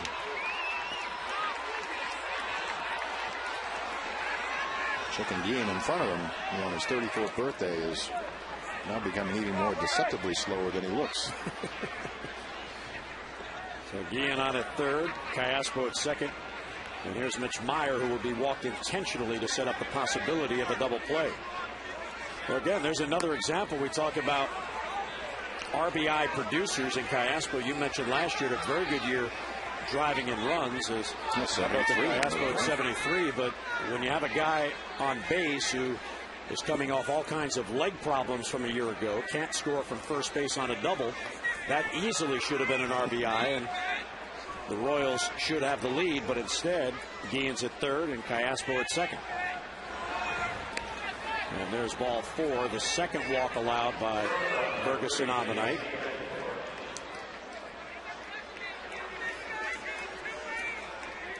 Minieski Betancourt has a perfect game going here. He has doubled in an infield hit. Guillen, Callaspo, and Meyer third to first, with Bergeson getting set to go to work on Betancourt. And Betancourt, too, many of his at-bats are over quickly. So there was a double play depth up the middle. There's a strike, 0-1. Betancourt, 28 years old. Kansas City picked him up last July the 10th from Seattle.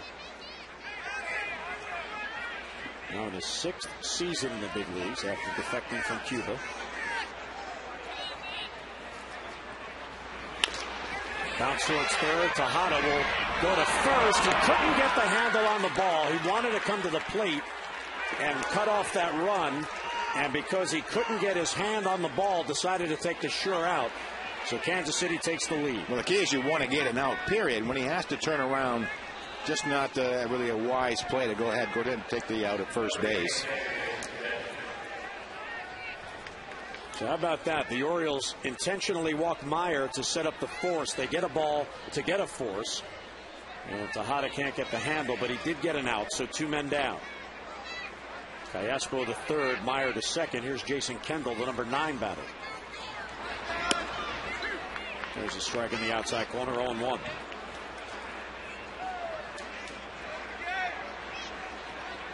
Highest batting averages from the 6th inning on. Jason Kendall, Ty Wigginton in this game tonight. Swept foul over the head of Eddie Rodriguez. So Kansas City has 2 swinging bunt hits in this game. The Orioles have 2 bunt singles.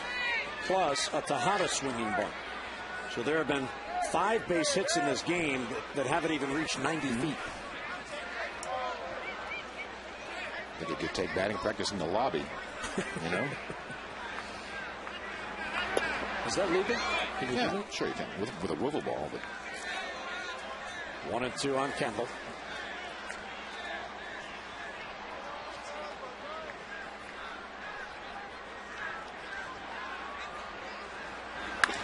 Fly ball to right. Markakis back on it, has a play. And Nick has it for the final out, but the Royals get a run on 2 hits in stride to mid-6th. 3-2 Kansas City.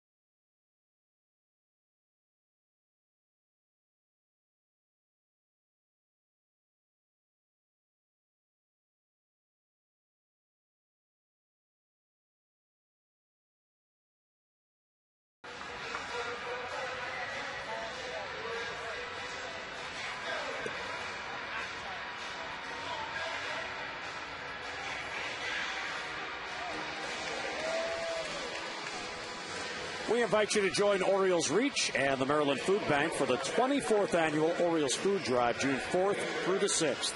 In addition to bringing any donations or non-perishable food items to Oriole Park that weekend, you can also enter a virtual food drive at mdfoodbank.org/Orioles. There you can enter to win tickets to the June 4th game and even a chance to throw out the first pitch. So both drives benefit soup kitchens, food pantries, and emergency shelters throughout the state of Maryland. For more information, visit mdfoodbank.org/Orioles or 888-848-BIRD. And the Oriole fans are always very generous with their donations for the food bank. And through Orioles Reach, the Orioles challenge the fans every year to top last year's donations, and son of a gun, every year the fans do it. Some good singles. Miguel Tejada with a couple, an RBI. Ty Wigington with an RBI along the way. Corey Patterson really has been the igniter of the offense. A couple of steals.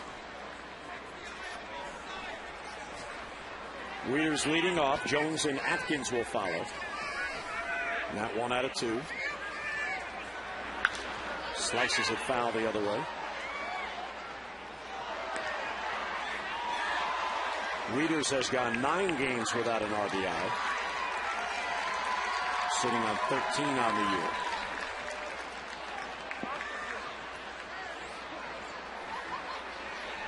Ball and 2 strikes. Check swing. Kendall wanted an appeal. Tim Cheetah said no swing even before Bob Davidson asked him. Who's going to call it a balk? Oh, nobody on, sorry. Well, it could be a ball balk. Balking Bob Davidson. Strike 3 call. Painting the outside corner with a fastball, and strikeout number 2 is Matt Weeders leading off in the 6th inning.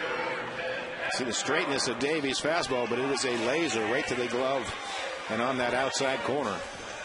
Perfect pitch.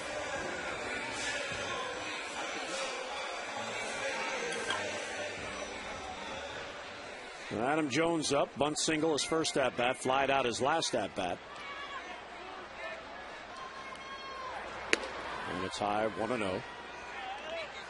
And we mentioned before about this streak that Adam is on, if you will, about all these singles that he's picking up in the month.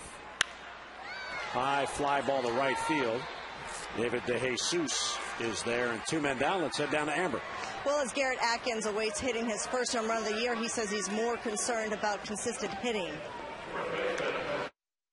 I'd rather be consistent as a hitter, you know, and I always pride myself on driving in runs and things like that. You know, never really did it with a long ball. Long ball is just kind of an accident. You know, if you're hitting balls in the gap and getting good pitches to hit, home runs will come. And when you're not doing that, you know, the home run numbers, you know, aren't going to be there. And despite his lack of hitting, Dave Tremblay says he's going to keep running him out there at first base. And Dave was quite frank about it. He just said, I don't have other options right now, so we'll see if he can turn it around. Jim? All right, Amber, thanks very much. And, you know, the point about the other options, right now the Orioles are going with a 3-man bench, and the 3 players on the bench tonight, none of them play first base. Lugo, Lou Montañez, and Craig Tatum are on the bench. We mentioned earlier when Amber talked about the possibilities of down the road what might happen.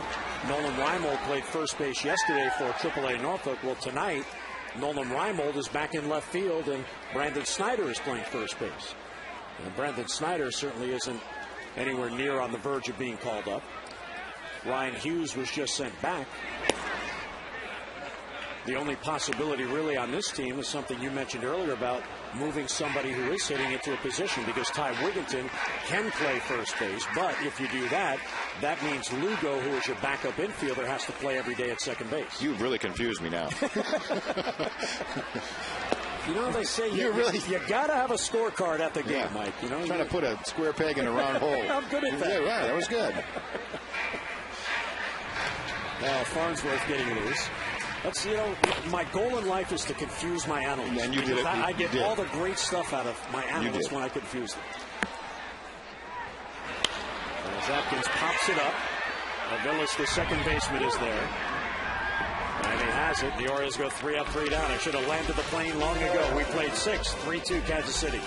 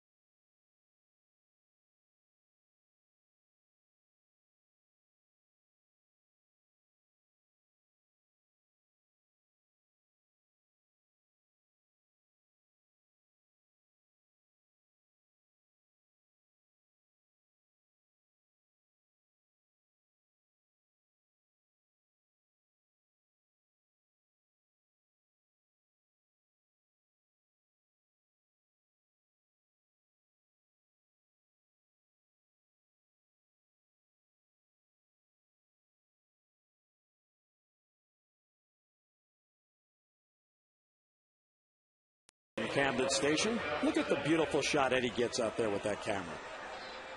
He can go anywhere with that camera. Eavesdrops into the bullpen. Beautiful shot of Camden Station on this rainy night. Despite the elements, Mike, he's getting good shots. Yep. Absolutely. I asked for a shot of the workout room in the break and got a good shot of that, too. Here's Potsebnik leading off in the 7th against Bergeson. Trailing by a run is Bergeson. Potsebnik walked and scored in the 1st. His stolen base helped out. He's also struck out in single. It's one of those things. So you talk about leadoff hitter sometimes. Well, he really only leads off to start the game and never leads off again. This is, I think, the 3rd time for Potsebnik to lead off an inning. Bounce towards second base. Wigginton waits on the hop and gets it to first to get Potsebnik. And 1 away in the 7th inning. So Bergeson, 93 pitches, 1 out in the 7th inning. His season high 102. He's averaging just over 80. Been pretty manageable the last 2 or 3 starts.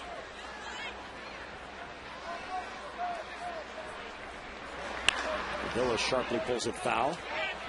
His brief time in AAA, and you mentioned the bullpen sessions that he had. It's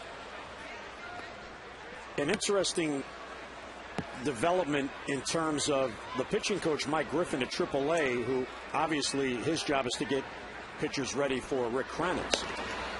But Mike Griffin was the same pitching coach that Bergeson had when he pitched very well in Double-A. So he knows his style, he knows his stuff in and out. And for a guy to have been away from him, because Brad here, there's a line driving a base hit off the bat of Aviles.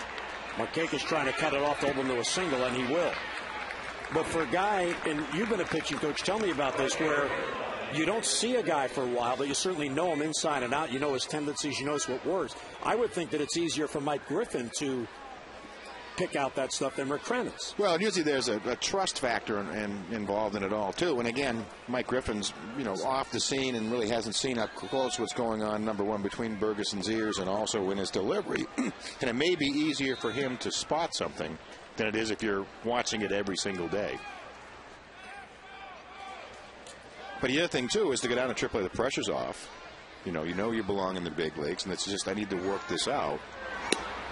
Let's find that release point. I mean, he's been very good. To me, still, even tonight, the pitch that gets him in trouble is his breaking ball. I mean, that sinker is about as good as you can get. And again, going back to the Minnesota start and also his last time out against Seattle, that sinker, when it's right, he doesn't need another pitch. 1-0 on David DeJesus, runner at first. Runner goes, pitches hit towards the middle. Torres has it from his knees. He'll get it to first. Nice scoop on the back end by Atkins. As Torres was breaking to cover the base, had the reverse direction, made the play, and 2 men down. Yeah, almost a perfect hit and run. I'm sure if you're DeJesus, he goes, I'm just trying to hit it. You see him almost aim it towards shortstop, but as Torres able to change direction from his knees, being able to throw him out. Game of inches.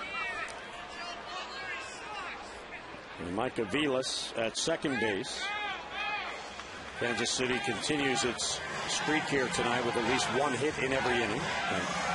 Reggie Uehara now getting loose for the Orioles. Orioles still going with the 8-man bullpen. Oh, you're right. The pitch count up to 98, so about the limit of the gas tank.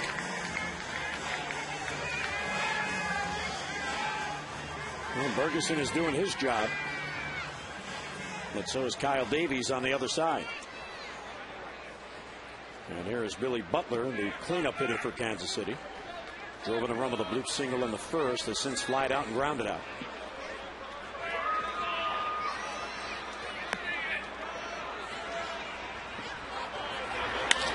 Breaking ball towards the gap. Long run for Adam Jones. He's not going to get it. It's beyond him and bounces up against the wall.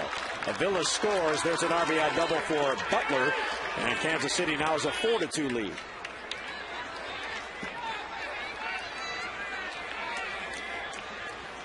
So a 2-out base hit to get a run in. Well, again, we talked about it just maybe in my last breath, is that the breaking ball has been getting him in trouble. I know he's retired Butler a couple times on today.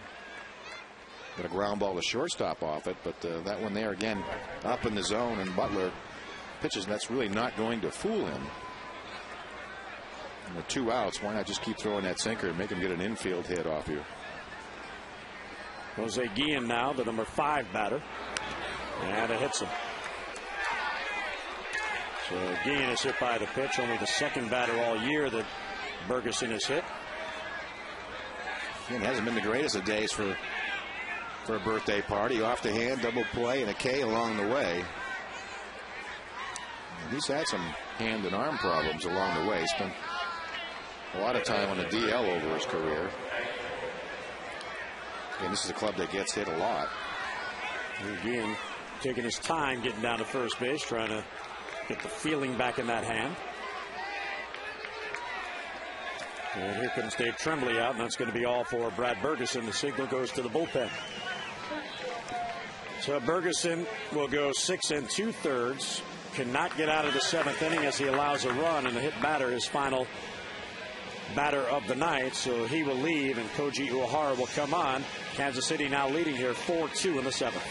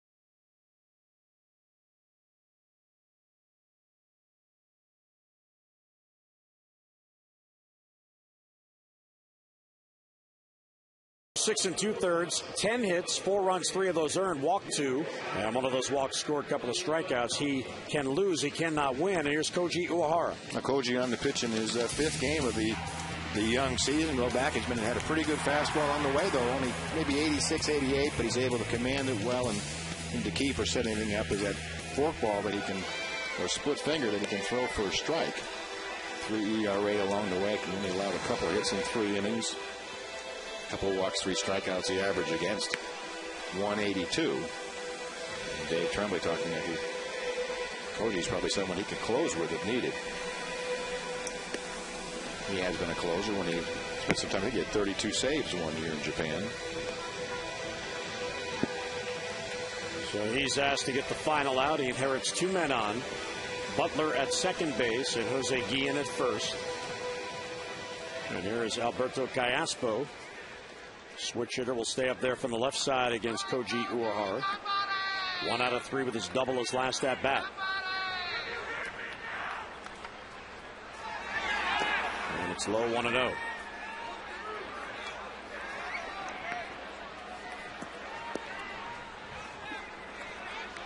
Kansas City maybe doesn't have power balance up and down the lineup, but what they do seem to have is hitters who can put the ball in play balance up and down the lineup. There's a strike. 7 of the 9 starters tonight have at least 1 hit. Mitch Meyer doesn't have a hit, but he has drawn a walk and he's reached on an error. Kendall, the number 9 batter, is the only Royal who has not been on base. Pretty good off-speed pitch there, 1-2.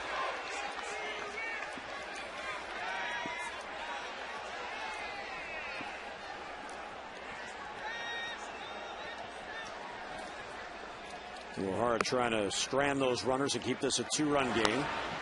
Popped up. Tejada back, has a play, and Miggy has it for the out. So Kansas City scores a run for a 4-2 lead. 7th inning stretch brought to you by Jack Daniel's Tennessee Whiskey. Please drink responsibly.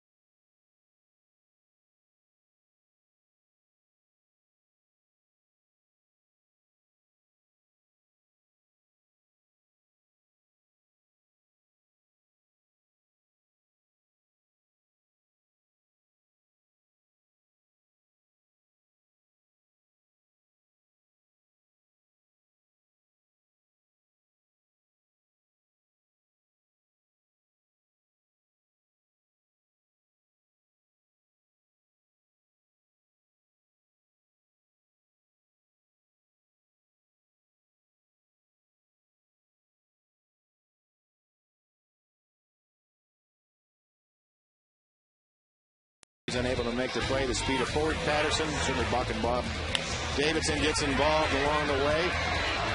Royals able to add another run along the way. And again, Billy Butler, who's been more than a pain in the neck, he's been a pain in the shin over his career, to Brad Bergeson, right in the middle of all the damage for the Royals. A 4-2 lead for Kansas City. Bergeson is on the losing end, and here's the veteran Kyle Farnsworth coming on to work the 7th. Yeah, on to work his 14th game of the year, 15 innings pitched, 16 hits allowed, walks. Always had a outstanding arm, has been a closer along the way, sort of a high ERA. He's already pitched in 15 in the 3rd innings. League hitting .267. So he made his way around, playing for a number of clubs, the Tigers, the Cubs, Yankees along the way. Farnsworth last worked on Saturday against the Chicago White Sox, a game that Kansas City lost, but he had a 3-up, 3-down 9th inning. And now he's 10 years in the big leagues. So the rain that has been hanging around all night, back again. Orioles come up. Here's Cesar Esteuras leading off, bottom of the 7th, and top of the lineup to follow Patterson and Markakis, with the Birds down by 2. So Davies goes 6 innings, 2 runs, 1 earned on 7 hits. It's his game to win.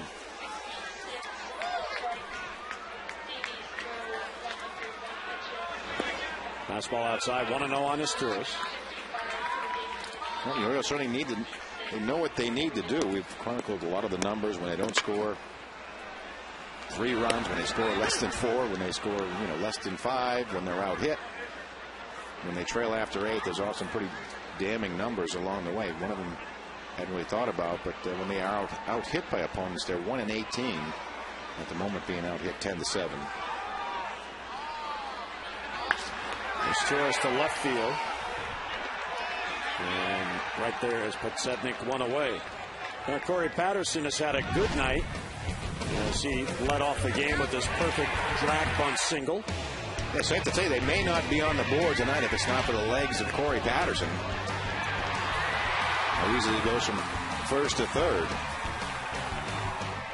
Bunt base hit, a walk to lead off the inning. He's forced the Royals' hands defensively.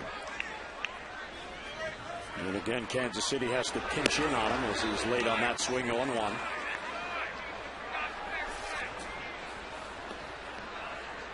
Butler at first and Callaspo at 3rd. Fastball taken low, a ball and a strike on Patterson. Farnsworth still with a pretty good arm. Last pitch at 95, but in the past was closer to 100 than 95. 1-2. Davies, the starter, walked only 1 batter, and that was Patterson in the 5th, and Patterson did come around the score. As Mike mentioned, he has scored both of the Orioles' runs. That's foul out of play.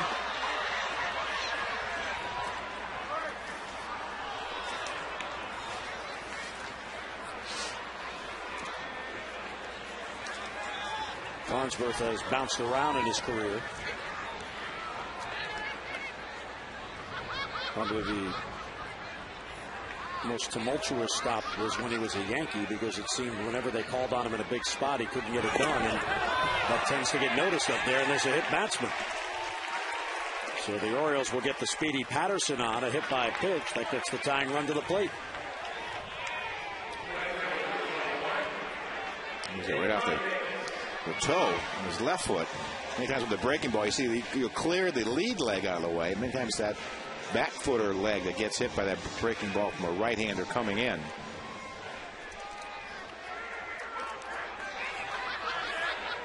Nick Markakis now 0 for 3. He was robbed his last at-bat by David DeJesus as Patterson draws a throw.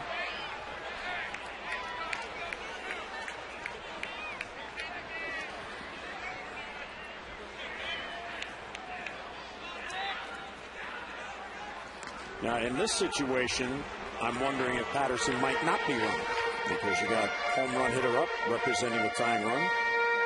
Well, it does create the hole over there, and again, I'm not so how good that toe feels to run at the moment, but it does create that hole for Markakis to pull the ball through, which he has done very well in his young career. 3 consecutive throws to first by Farnsworth gets his catcher Jason Kendall out there for a chat.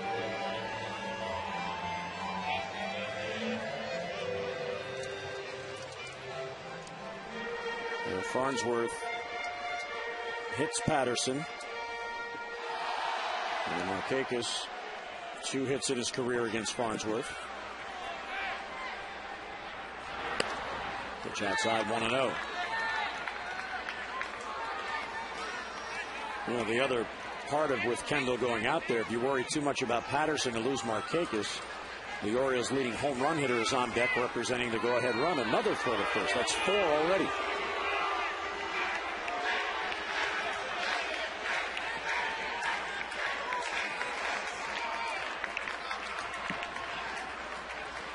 Patterson doesn't go, and Markakis takes outside, ball 2. It's always why you like a patient hitter to hit behind a base stealer. Sometimes they're willing to take a strike or even 2. Give that runner a chance to get into scoring position. There's a strike on the outside corner. So Farnsworth just trying to stay away from Markakis to keep him from pulling the ball in the hole.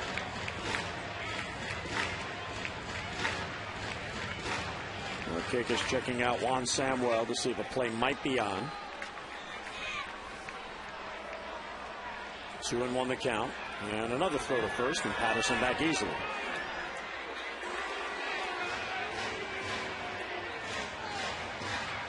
And Corey Patterson has the move of Kyle Farnsworth figured out as he's been getting back in standing up. Well, Farnsworth about 6'5" too, so he's not going to be the quickest to the plate no matter what he does. So I think Patterson knows he doesn't have to get a great jump to make it. Just a decent jump. Markakis takes strike 2, so 2-2. And Patterson has not even bluffed going to second base. He's been taking a modest lead off first. And despite that, continues to draw attention.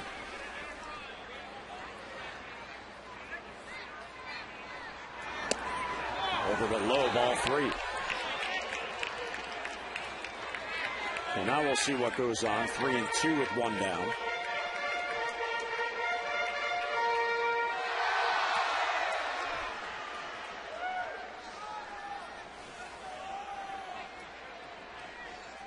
Patterson runs.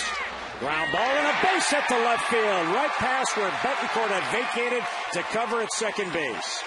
Markakis perfectly placed, and the Orioles have runners on the corners and 1 down. Well, it's a thing of beauty when it works like this. So the Jesus unable to do it, almost a carbon copy of his Torres. This one just a couple of feet out of his reach.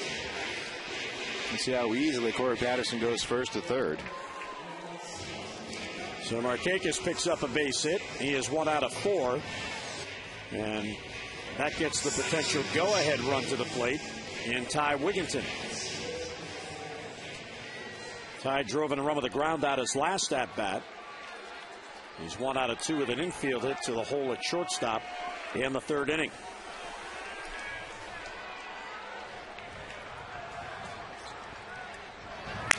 Ground ball weakly hit to third. Patterson towards the plate. To second out there. No throw back to first. So there's an RBI ground out. Markakis did a very good job of getting in on Micah Villas. The ball hits slowly at third, so they get 1 out, and the Birds are back within a run. Getting little things tonight. Leadoff Walker. Actually, Corey Patterson being hit by a pitch leads to this run.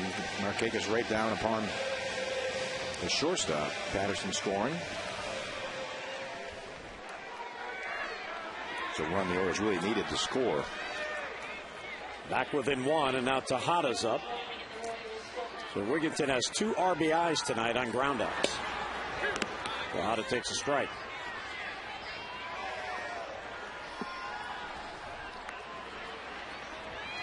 Miggy drove in a run with an infield hit his first at-bat. He's also singled sharply to right field. Bounce toward short. Betancourt, plays a tough hop and fires to second base. That hit the lip of the grass, but he stayed with it. Birds get a rumble, head to the 8th. And a 4-3 Kansas City lead.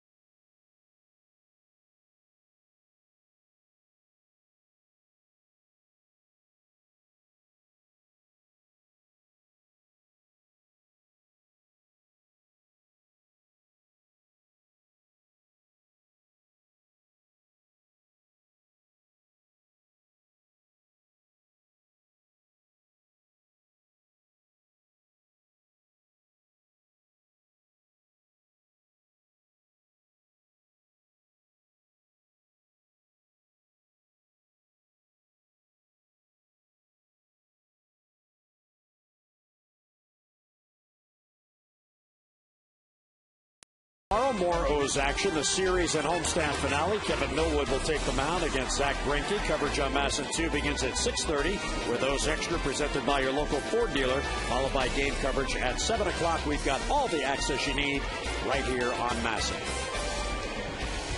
Kyle Farnsworth came off the mound after allowing that run. And there goes the water cooler. Of course, the runner who scored got on a hit by pitch. So he turned a 2-run lead into a 1-run lead. And not happy about it. So take it out on inanimate objects. Mitch Meyer leading off. Betancourt and Kendall will follow. Lower third of the lineup against Koji Uehara, who got the final out in the 7th. Stays on here in the 8th. Meyer reached on an error and scored in the 2nd. He was also popped up and was walked intentionally.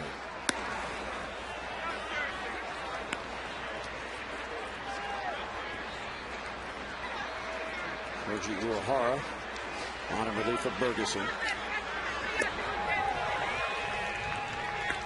Mitch Meyer out of Michigan. He played in college at the University of Toledo. A swing and a miss, and there goes the bat. I think he was fooled. Not his usual swing.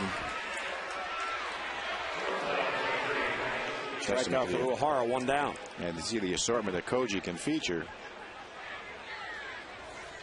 Straight changeup and a little bit of precipitation. Top hand flies off and off it goes. Unieski Betancourt takes high.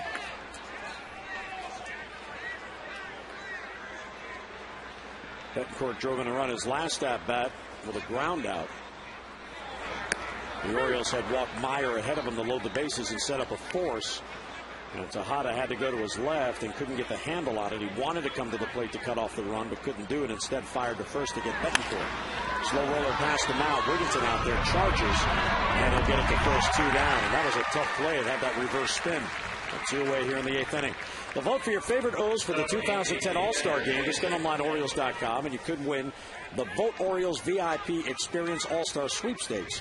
One lucky winner will receive 4 tickets to an upcoming game, VIP parking, on-field access passes to watch BP from the field, and a private meet and greet with the O's All-Stars and a personalized All-Star Game batting practice jersey.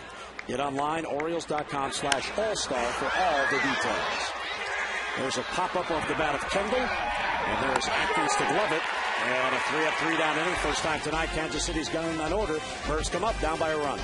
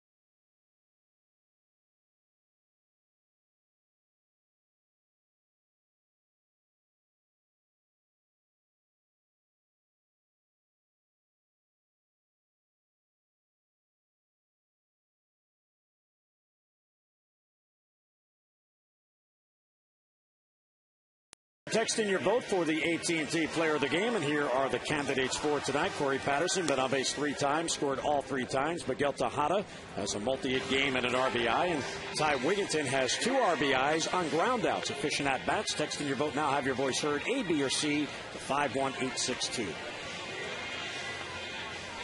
4-3 game, bottom of the 8th. That run in the 7th, huge for the Orioles, and a new pitcher on for Kansas City. Yeah, Blake Wood will come on to work. 4 innings pitched, just 1 base hit allowed along the way for Blake Wood. Fastball, slider combination, occasional change, a little bit of an unorthodox delivery. And this is a bullpen that hasn't really pitched that well. The pen is 13th with almost a 5 ERA along the way, so still a chance for the Orioles to get back even in this one. Will Oman and Alfredo Simon are up. And this, Oman's getting up if the Orioles don't get the lead. Simone is getting up in case the Orioles do get the lead here in the bottom of the 8th. Blake Wood went to high school at North Gwinnett, Georgia High School. That is the town where the Braves AAA team now is. The Gwinnett team. Here's Luke Scott leading off. Wieters and Jones will follow. Luke has a single in 3 trips, his 11th hit on the homestand. Bouncer right back to the mound, fielded there by Blake Wood. 1 pitch, 1 down.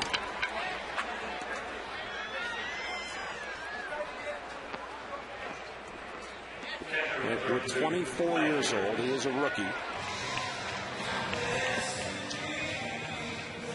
I think last year he was in Double-A.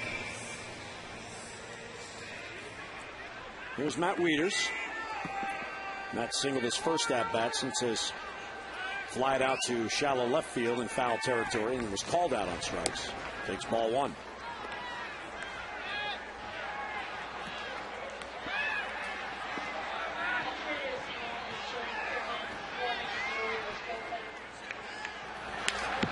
That's a back. Ball and a strike. Kansas City has out-hit the Orioles 10-8. All 10 of those hits against Bergeson. Koji Uehara faced 4 batters and retired all 4. There's the new skipper Ned Yost for Kansas City.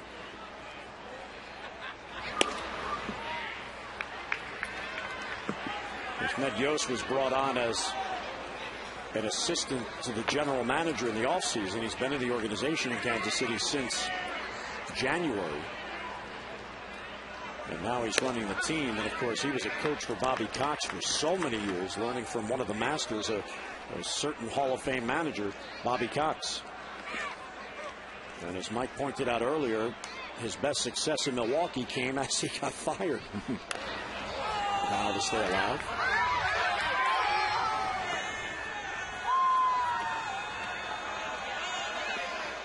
I'm sure what Dayton Moore likes about Ned Yost is he brings a lot of experience to the bench, and he'll bring a calmness because personality-wise he is, we're told, the opposite of Trey Hillman.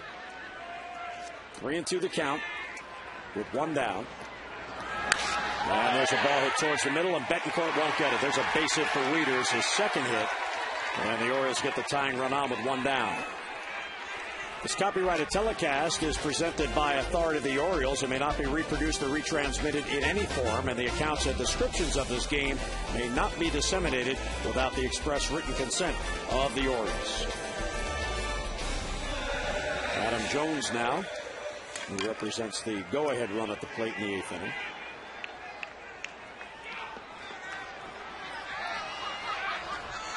Wieters not a threat to steal.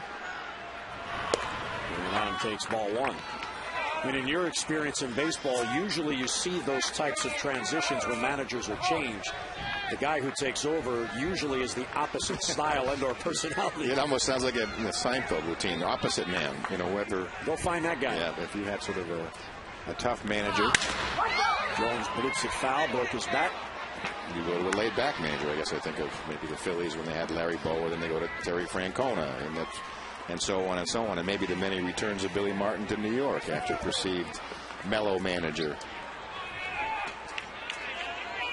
Another one of those former catchers that go on to manage.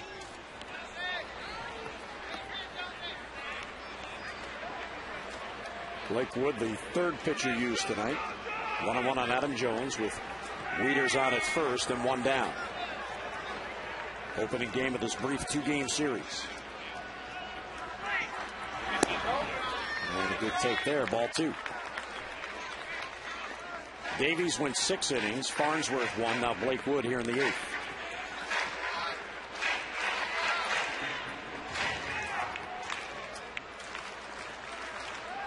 Adam has 1 hit, a bunt single back in the 2nd inning. And good eye, ball 3. That's something Adam certainly would like to work on, is that strikeout to walk ratio. He has only 4 walks on the year. And he's never been a 50-50 type of a player. Last year, Adam had 93 strikeouts and 36 walks. You know, a little better than 3-1. Ground ball towards third. This could be 2. Cayaspo second 1. Aviles back to first. There's a double play. 5-4-3. And the Orioles are done here in the 8th. We'll head to the 9th at Camden Yards in a 1-run game.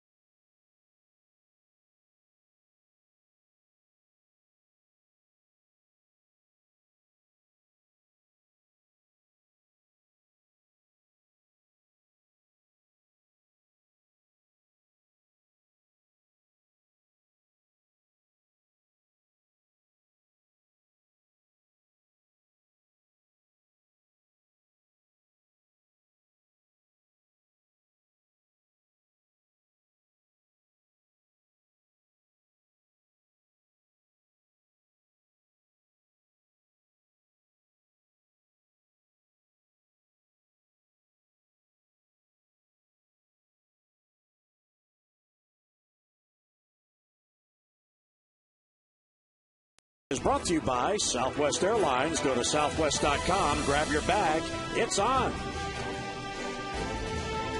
And the light rain continues to fall here at Oriole Park at Camden Yards. And here is Will Oman coming on to work in the 9th inning to keep this a 1-run game. Oman making his 20th appearance among the league leaders. 12 innings of work, has allowed just 9 hits. The walks a little on the high side, but has not allowed an earned run. I'm sure Dave Tremblay happy with that. So he'll start with a clean inning here in the 9th. And if it seems like Scott Podsednik has led off every inning, it's almost accurate. Here he comes again. Very unusual. You know, the 1st, the 5th, and the 7th. He'll be followed by Mike Aviles and David DeJesus. Kansas City looking for an insurance run. Oman's job, keep this a 1-run game.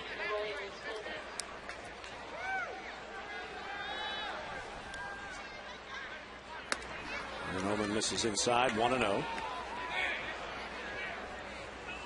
Podsednik pretty good numbers against left-handers. 13 for 42 or a .310 average.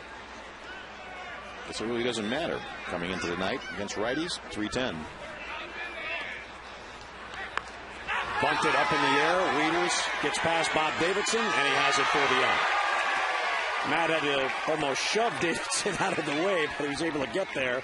And Podsednik is out trying to bunt one away. And maybe one of the higher bunts you'll ever see. And his ball's well up in the air. Gives Matt Wieters plenty of time to get back. So he'll clutch it to his chest. Will Oman making his 4th appearance on the homestand, and this is the 7th game on the homestand.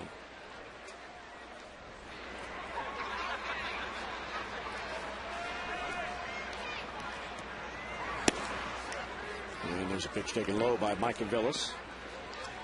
In 2 of the appearances, they were 1 batter appearances. And then on Friday night, in a game won by the Orioles, he pitched an inning.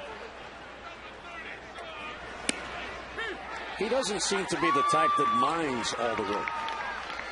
No, I mean, you want consistent work. If you're working out of the bullpen, especially as sort of a specialist like Ullman does, you want to pitch every other day, and you don't want to go any more than 2 days without pitching.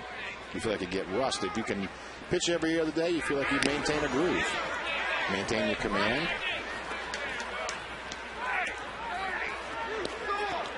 In the meantime, Jason Birkin has only been in 1 game on the homestand. You really want to work a lot so you can maintain that command. Again, that's what it's all about, pitching out of the bullpen.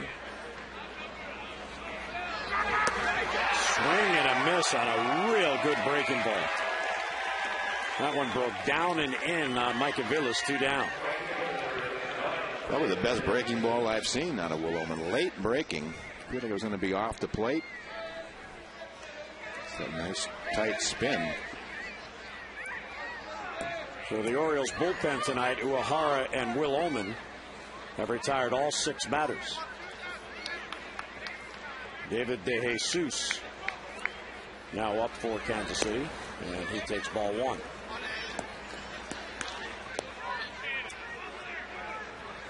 The Orioles have Atkins, Isturis, and Patterson due up in the 9th inning.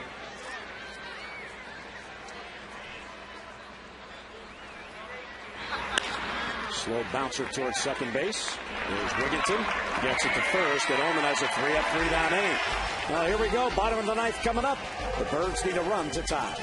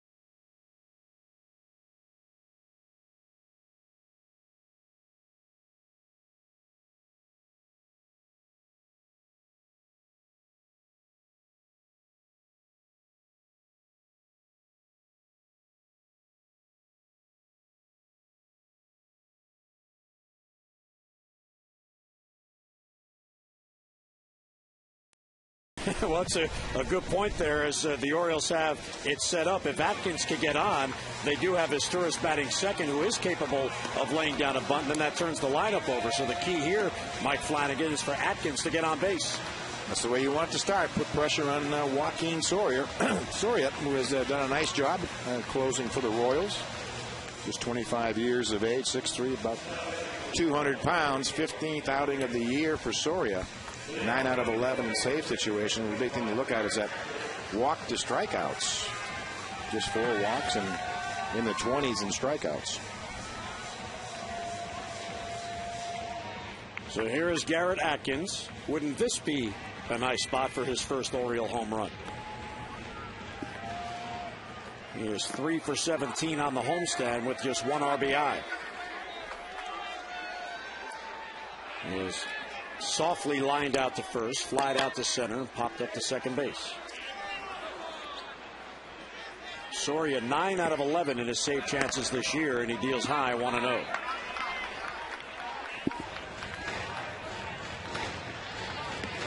Because of David Hernandez being skipped in his start yesterday, and Alberto Castillo coming up to get an extra arm in that bullpen because Hendrickson had to come out, the Orioles bench is only 3 men.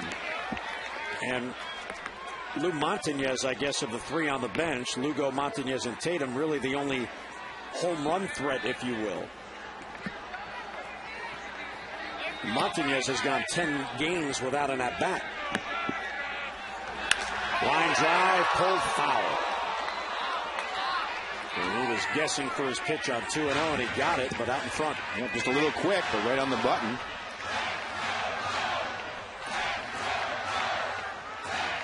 The Orioles are expected, Dave Tremblay said before the game, to stay with this roster lineup through the 2-game series in Texas, but they'll then have to make a change for the weekend in Washington. Because not only are they playing the interleague games, when they get to see the Nationals on Friday, National League rules. So you got to have some extra players. Played a lot different in the certainly National League. You may be in a ball game with your utility guy in the third inning. Rain picks up a little bit here in the 9th inning. 2-2 on Atkins. There's Turris on deck, then Patterson due. Breaking ball outside, looked like it slipped out of his hand. And a full count. When you talk about the home run, he has allowed 4 home runs in his 15 innings of work. And only Greinke was allowed 5 in 52 innings. And Brian Bannister was allowed 8 in 46 innings, have more than the closer. 3-2 on Atkins. And it's outside, ball 4. Tying run is on, leading off the 9th. Let's get a look at our Ford drive of the game. And we'll go back to the top of the 7th inning. 2 outs and a runner on, and Billy Butler crushes this ball, almost hit it out and bounced on the warning track. Adam Jones played it for a double. Micah Villas scored. And right now, that run is the difference in the game. Your local Ford dealer invites you to experience Ford like never before. Ford, drive one. Leo Lugo on the pinch run for Garrett Atkins, representing the tying run.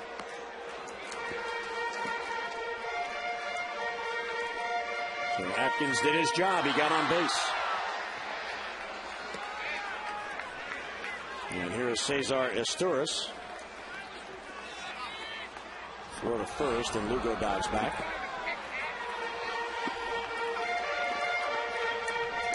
Of course, at home, you have the advantage. You can play for the tie, knowing that regardless, you're going to get the last at bat. Bob Davidson puts a new baseball in play. And Kansas City is expecting Esteuras to lay down a bunt. He has just 1 sacrifice on the year. Of course, the Orioles have only 2 for the season. And he does square, and he takes it low, 1-0. It's almost one of those things. The bunt has worked so well. The planned bunt and the swinging bunt.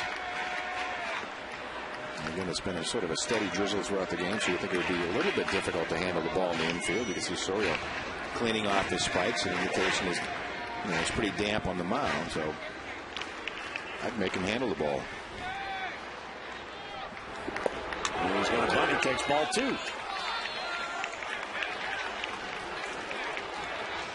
And now Jason Kendall is out to the mound.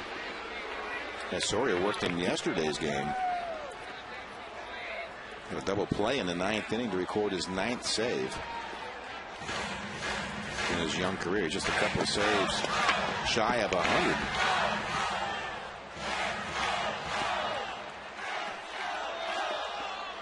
Esteuras squares the bunt, gets it down out in front of the plate, mix up there. Soria has no play.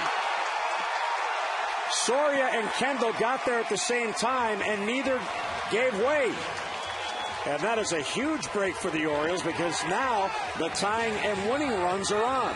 Well, they've had all kinds of problems defensively on the infield. High chopper, and Soria nowhere near. Really, when the ball comes down, when he plants his feet, he's not even close to it.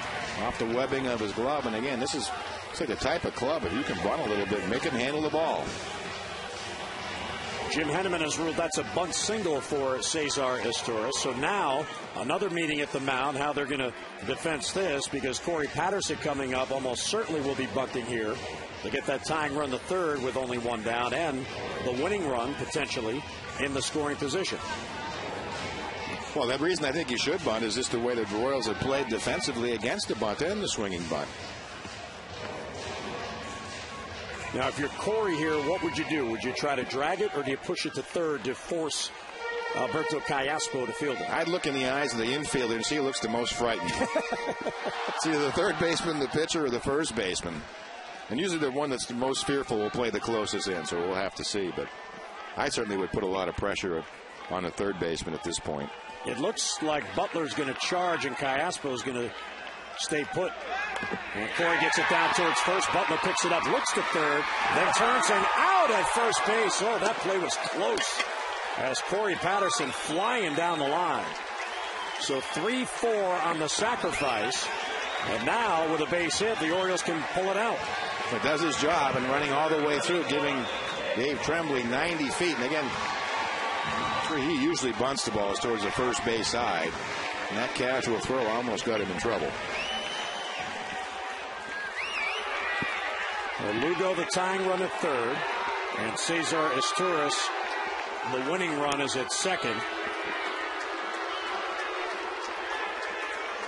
Nick Markakis will be walked intentionally to set up a force. So even though the man on deck, Ty Wigginton, has 2 RBIs on the night and leads the Orioles with 26, Ned Yost knows all about Nick Markakis and would rather take his chances that Wigginton might hit a ground ball to turn 2 and end the game.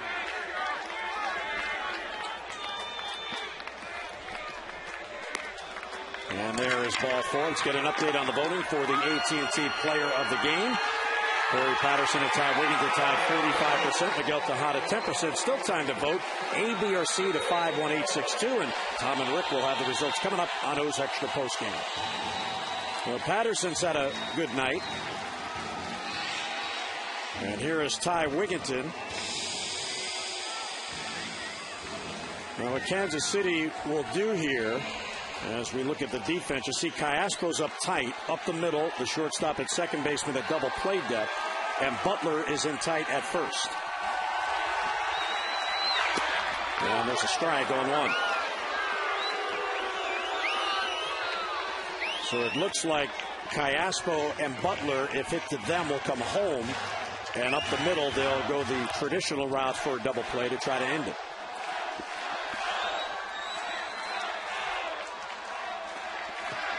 The 0-1 is taken outside, 1-1. Of course, the strategy is you set up the bases loaded situation to set up the force, but it also sets up the situation for the pitcher. There's nowhere to put the batter. That's the one I think about when I was on the mound and we'd load the bases. 1-1, swung out and missed. I always wanted to have a place to put a runner. Didn't want to be back in that corner. You feel like if you don't get ahead early in the count, you're really going to have no chance.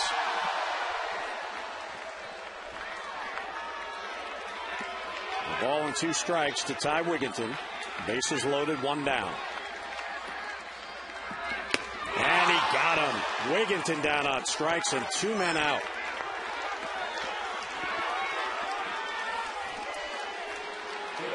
Take a look at the 1-2 pitch from Soria.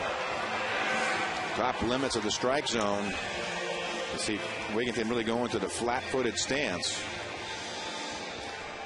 Soria able to get it by him. So Ned Yost watches his closer get the first out following the walk. So 2 outs now in the inning. And it will take a 2-out hit by Tejada or a mistake to get that tying run in. And the winning run is on at second base. And it's 0-1, and Miguel Tejada, one thing he has been in his career is a clutch hitter. No, Soria usually around the plate. Those other type of pitchers that maybe hits usually extremely well.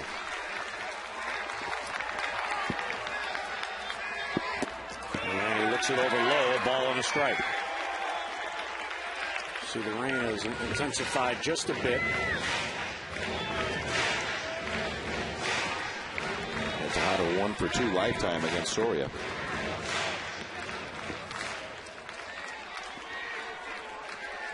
One on 1 the count, bases loaded. Lugo at third, Izturis at second, Markakis at first, 2 down. Good hat fouled it straight back, a ball and 2 strikes. So Soria, after the intentional walk to Markakis, got ahead of Wigginton 1 and 2. Now he's 1 and 2 on Tejada.